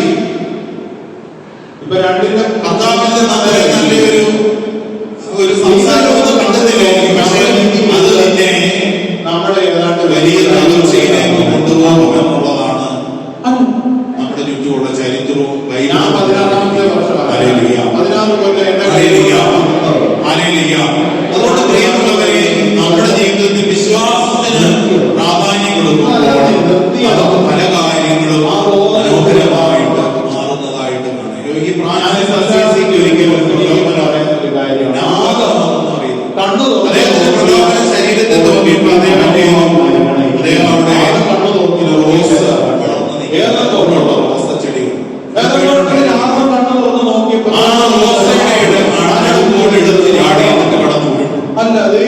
ശരീരം മുഴുവൻ കീറി കഴിഞ്ഞപ്പോ അദ്ദേഹത്തിന്റെ പ്രലോഭനം അത് കഴിഞ്ഞപ്പോ കാണിച്ച് എന്താണെന്നറിയാമോ?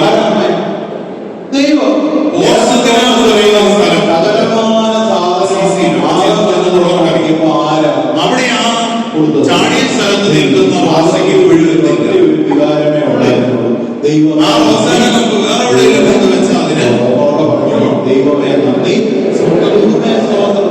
നമുക്ക് ഇത് തന്നെ ആയിരിക്കണം. അല്ലാതെ ഞാൻ ഈ കഴിവുകൊണ്ടാണ് ഇപ്പോഴും ഇവിടെ നിൽക്കുന്നത്. പഠനവുമായിട്ട് ബന്ധപ്പെട്ട് പോയ ചിലരുണ്ട് ഗൾഫിലൊക്കെ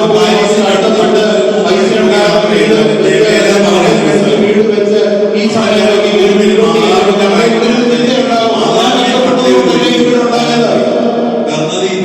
നിങ്ങൾക്കറിയാമോ?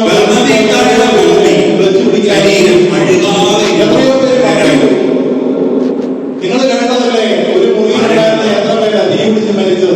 അമ്മയെ കണ്ടത്. എന്റെ അമ്മ ഗൾഫിൽ 10-20 കാത്തലിക് ചർച്ച് എന്ന് പറഞ്ഞ ധാരാളം വിശുദ്ധരുണ്ട്. അമ്മ പറയും അമേരിക്ക എന്തുകൊണ്ടാണ് വിമാനത്തെ വിശുദ്ധനാകുന്ന വ്യക്തിയുടെ കൂടി ആതിരപ്പിയുടെ കൂടി ഇതൊക്കെ ഇരിപ്പുണ്ട്. അതൊക്കെ ദൈവം കൊടുക്കുന്ന ചില അതീന്ദ്രിയ മനസ്സിലാകുന്നതാണ്. ശാസ്ത്രങ്ങളുടെ രീതിയിൽ പഠിക്കുന്നതാണ്. അതുപോലെ തന്നെ യൂക്കറിസ്റ്റിക് മിറക്കിൾസ്, വിശുദ്ധ കുർബാനയുടെ അത്ഭുതങ്ങൾ, വിശുദ്ധ കുർബാനയുടെ ശരീരം രക്തമായിട്ട് ശരിക്കുള്ള ശരീരമായി മാറും, ശരിക്കുള്ള രക്തമായി മാറും. അത് ശാസ്ത്രജ്ഞര്, നിരീശ്വരവാദികളൊക്കെ പഠിച്ചതിന്റെ റിപ്പോർട്ടുകൾ ഇപ്പോഴും നമുക്ക് നെറ്റിൽ കിട്ടും. ലൂർദില് അനേകായിരം രോഗശാന്തികള് ശാസ്ത്രലോകവും നിരീശ്വരവാദികളും ഇതൊരിക്കലും നടക്കത്തില്ല, അത് സാധാരണ സയന്റിഫിക് ആയിട്ട് നടക്കത്തില്ല എന്ന് എഴുതിയ പല കാര്യങ്ങളും ഇതെന്തോ മറ്റെന്തോ ഇത് നാച്ചുറൽ ഊട്ടി വിളിക്കുന്ന ഒരു നിരീശ്വരവാദി രണ്ട് പദങ്ങളെ ഉപയോഗിക്കുന്നുണ്ട്. നാച്ചുറലും അൺനാച്ചുറൽ. വീട് നോക്കിയിട്ട് പറയണത്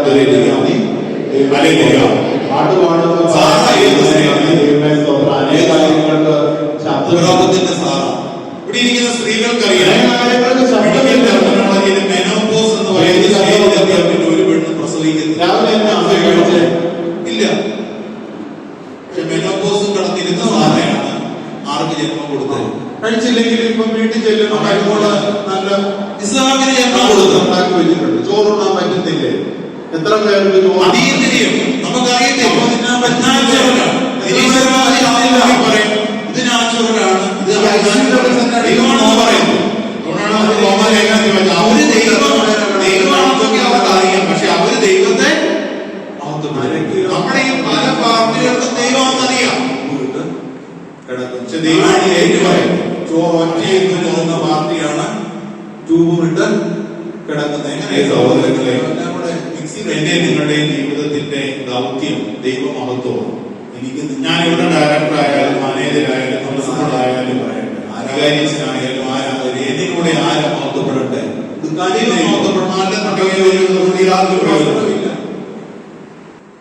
നല്ലൊരു വസ്ത്രമില്ല, നല്ലൊരു വീടില്ല, വാഹനമില്ല, സാഹചര്യങ്ങളില്ല, കഷ്ടതയാണ്. ജീവിതത്തെ പറ്റി മുന്നോട്ട് നോക്കുമ്പോ ഇരുട്ടാണ്. പക്ഷെ ഇപ്പൊ എല്ലാം മാറിയപ്പോഴും നമ്മുടെ ഉള്ളിൽ ആ ഒരു സ്നേഹമുണ്ടോ പ്രിയമുള്ളവരെ? അവര് നന്ദിയുണ്ടോ? അതിൽ തന്നെ ഞാൻ മേടിച്ച, ഞാൻ നേടിയെടുക്കുക എന്നുള്ളൊരു തോന്നലാണ്. അത് അഹങ്കാരമാണ്. പിശാച് സ്വർഗത്തിൽ നിന്ന് നിബന്ധിച്ചതിന് തന്നെ കാരണം എന്താണ്? അഹങ്കാരമാണ്. വിശുദ്ധ അമ്മ ത്രേസ്യ ഒരിക്കൽ സ്വർഗത്തിന്റെ നരകത്തിന്റെ ഒക്കെ ദർശനം കണ്ട്. അപ്പൊ അമ്മ ത്രേസ്യ പറയുകയാണ്, ആ നരകത്തിൽ ആരെല്ലാം കിടപ്പുണ്ടെന്നറിയാമോ? മാർപ്പാപ്പന്മാര് തൊട്ട് കിടപ്പുണ്ട്, പുത്രാന്മാര്, വൈദികർ, സന്യസ്തർ. നമ്മുടെ ഈ ജീവിതം നരകത്തിലേക്ക് ചെന്ന് കൊണ്ടിയെന്ന് എത്തിക്കേണ്ടതാണ് എങ്കിൽ എന്താണ് ഇതുകൊണ്ടുള്ള ഗുണം? എന്താണ് നമ്മൾ ഇതുകൊണ്ട് നേടിയത്? ഞാൻ നിങ്ങൾ 80 വയസ്സായിട്ട് ജീവിച്ചിട്ട് എന്നാ കാര്യം? 50 വയസ്സ് വരെ ഇപ്പൊ ജീവനുണ്ട്, 60 ഉണ്ട്, 70 ഉണ്ട്, 90 ഉണ്ട്. നരകത്തിലേക്ക് പോകാനാണെങ്കിൽ നമുക്ക് പ്രാർത്ഥിക്കാം, ദൈവമേ ഭ്രൂണത്തിലായിരുന്നപ്പോഴേ അതെന്ന് ദൈവസന്നിധിയിലേക്ക് വന്നിരുന്നെങ്കിൽ ഞാൻ ദൈവത്തോടൊപ്പമായിരുന്നു. പക്ഷെ എന്നെ ദൈവം അനുവദിച്ചു. പക്ഷെ എനിക്ക് ദൈവം ഒരു ജീവിതം തന്നു, എനിക്ക് ദൈവം സാഹചര്യങ്ങൾ തന്നു, എനിക്ക് ദൈവം എല്ലാ നന്മകളും തന്നു. എന്റെ കയ്യിലാണ്. ദൈവത്തിന് നന്ദി പറയണോ? 10 കുഷ്ഠരോഗികളാണ് സുഖപ്പെട്ടത്. അതിൽ എത്ര പേര് തിരിച്ചു വന്നു? ഒരാൾ. Hallelujah, hallelujah, hallelujah. നമ്മുടെ ജീവിതം നന്ദിയുടെ ഒരു ജീവിതമാണ്. നമ്മൾ ആദ്യം കേട്ട ഭാവം കേൾവി. പൗലോസ് പറയുന്നുണ്ട്, വിശ്വാസ കേൾവിയിൽ നിന്നും കേൾവി ക്രിസ്തുവിനെ പറ്റിയുള്ള പ്രസംഗത്തിൽ വേണം. വിശ്വാസം കേൾക്കണം. എന്താ കേൾക്കേണ്ടത്? വേറൊന്നും കേട്ടിട്ട് കാര്യമില്ല, യേശു ക്രിസ്തുവിനെ പറ്റി കേൾക്കണം. ഇന്ന് അനേകം മറ്റു കേൾവികളാണ് നമുക്ക് ചുറ്റും, മറ്റ് ശബ്ദങ്ങളാണ്. ആ ശബ്ദം, ഈ ശബ്ദം, ആ കോലാഹലം, ഈ കോലാഹലം. അന്നേരം യേശു ആകുന്ന കേൾവി നമുക്ക് നഷ്ടപ്പെടും. പരിശുദ്ധ അമ്മയെ പറ്റി പറഞ്ഞുകൊണ്ട് ഞാൻ അവസാനിപ്പിക്കാം. അമ്മ ഫാത്തിമ രഹസ്യങ്ങൾ കൊടുത്തപ്പോൾ അതിനകത്തെ ലാസ്റ്റ് രഹസ്യം അമ്മ പറയുന്നത്, അന്ത്യകാലഘട്ടത്തിൽ പിശാച് ഉപകരണമാക്കുന്നത് കുടുംബങ്ങളാണ്. കുടുംബം കൊണ്ടാണ് ഇന്ന് ഡൈവോഴ്സ് കൂടുന്നത്. നമ്മുടെയൊക്കെ കുടുംബത്തിലെ ജീവിതത്തിൽ വളരെ വലിയ കല്ലുകടികള് മക്കളുടെയൊക്കെ കുടുംബത്തിൽ ഉണ്ടാകുന്നതിന്റെ കാരണം ഇത് തന്നെയാണ്. അഡ്ജസ്റ്റ്മെന്റ് പറ്റത്തില്ല, ദൈവവിശ്വാസമേ അത് കൊടുത്തിട്ടില്ല, ദൈവത്തോടൊരു ബന്ധമില്ല. കർത്താവായ യേശുവിനെ കുടുംബത്തിന്റെ ഒന്നാമതായി, ജീവിതത്തിൽ ഒന്നാമതായി പ്രതിഷ്ഠിക്കാൻ സാധിച്ചിട്ടില്ല. പരിശുദ്ധ അമ്മയെ നമുക്ക് നോക്കാം. അമ്മയുടെ 7 വ്യാകുലങ്ങൾ, അമ്മയുടെ 7 വ്യാകുലങ്ങളിലേക്ക് നമ്മളെ എടുത്തു വെക്കുമ്പോൾ ആ 7 വ്യാകുലങ്ങളും നമ്മുടെ ജീവിതത്തില് ഉണ്ട്. അമ്മ ദൈവദൂതൻ അമ്മയോട് ഈ വലിയ സന്ദേശം അറിയിക്കുമ്പോൾ അമ്മയ്ക്കാകെ അന്താളിക്കുന്നു. സത്രത്തില് ഇടം കിട്ടാതെ വരുമ്പോൾ അമ്മയ്ക്ക് വലിയ ദുഃഖമാണ്.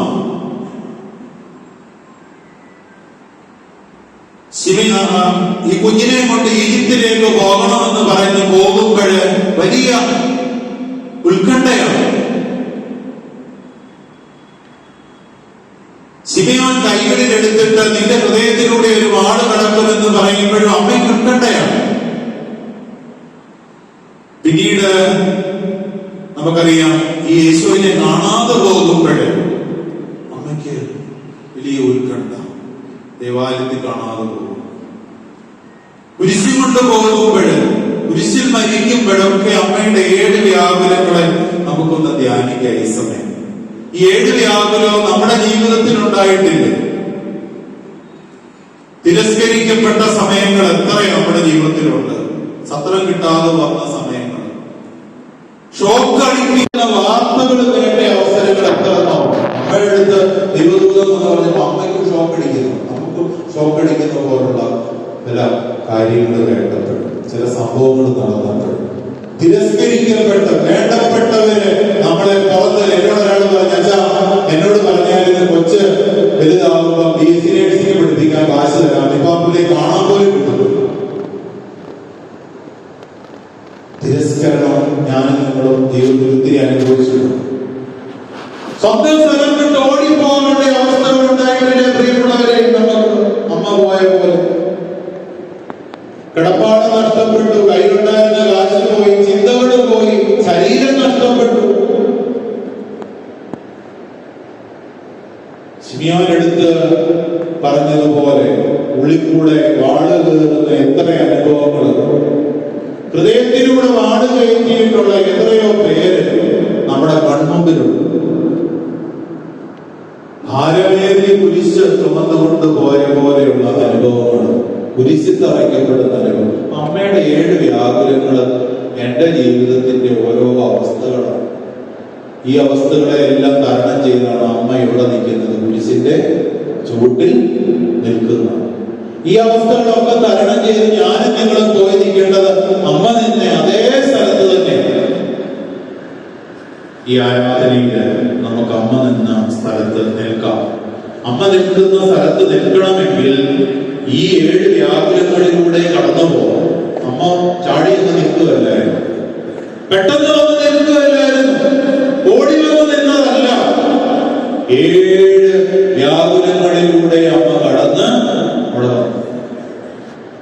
അതുകൊണ്ട് പ്രയാസപ്പെടുന്നവരുണ്ട്, ഭാരം വഹിക്കുന്നവരുണ്ട്, വസ്തുവില്ലാത്തവരുണ്ട്, വീടില്ലാത്തവരുണ്ട്, കടമുള്ളവരുണ്ട്, ജപ്തി നോട്ടീസ് പേടിച്ചിരിക്കുന്നവരുണ്ട്, ജോലിയില്ലാത്തവരുണ്ട്, ജോലി കൊള്ളാത്തവരുണ്ട്, എത്ര കിട്ടിയാലും ഒന്നിനും തികയാത്തവരുണ്ട്, രോഗമുള്ളവരുണ്ട്, വലിയ മാരക രോഗത്തിന്റെ ഭയത്തിലടിമപ്പെട്ടവരുണ്ട്.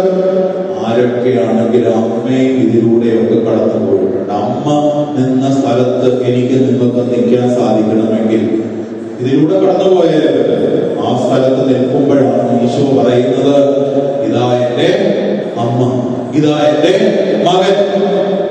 സ്വന്തമാകണമെങ്കിൽ ആ 7ാം സ്ഥലത്ത് പോയി നിൽക്കണം.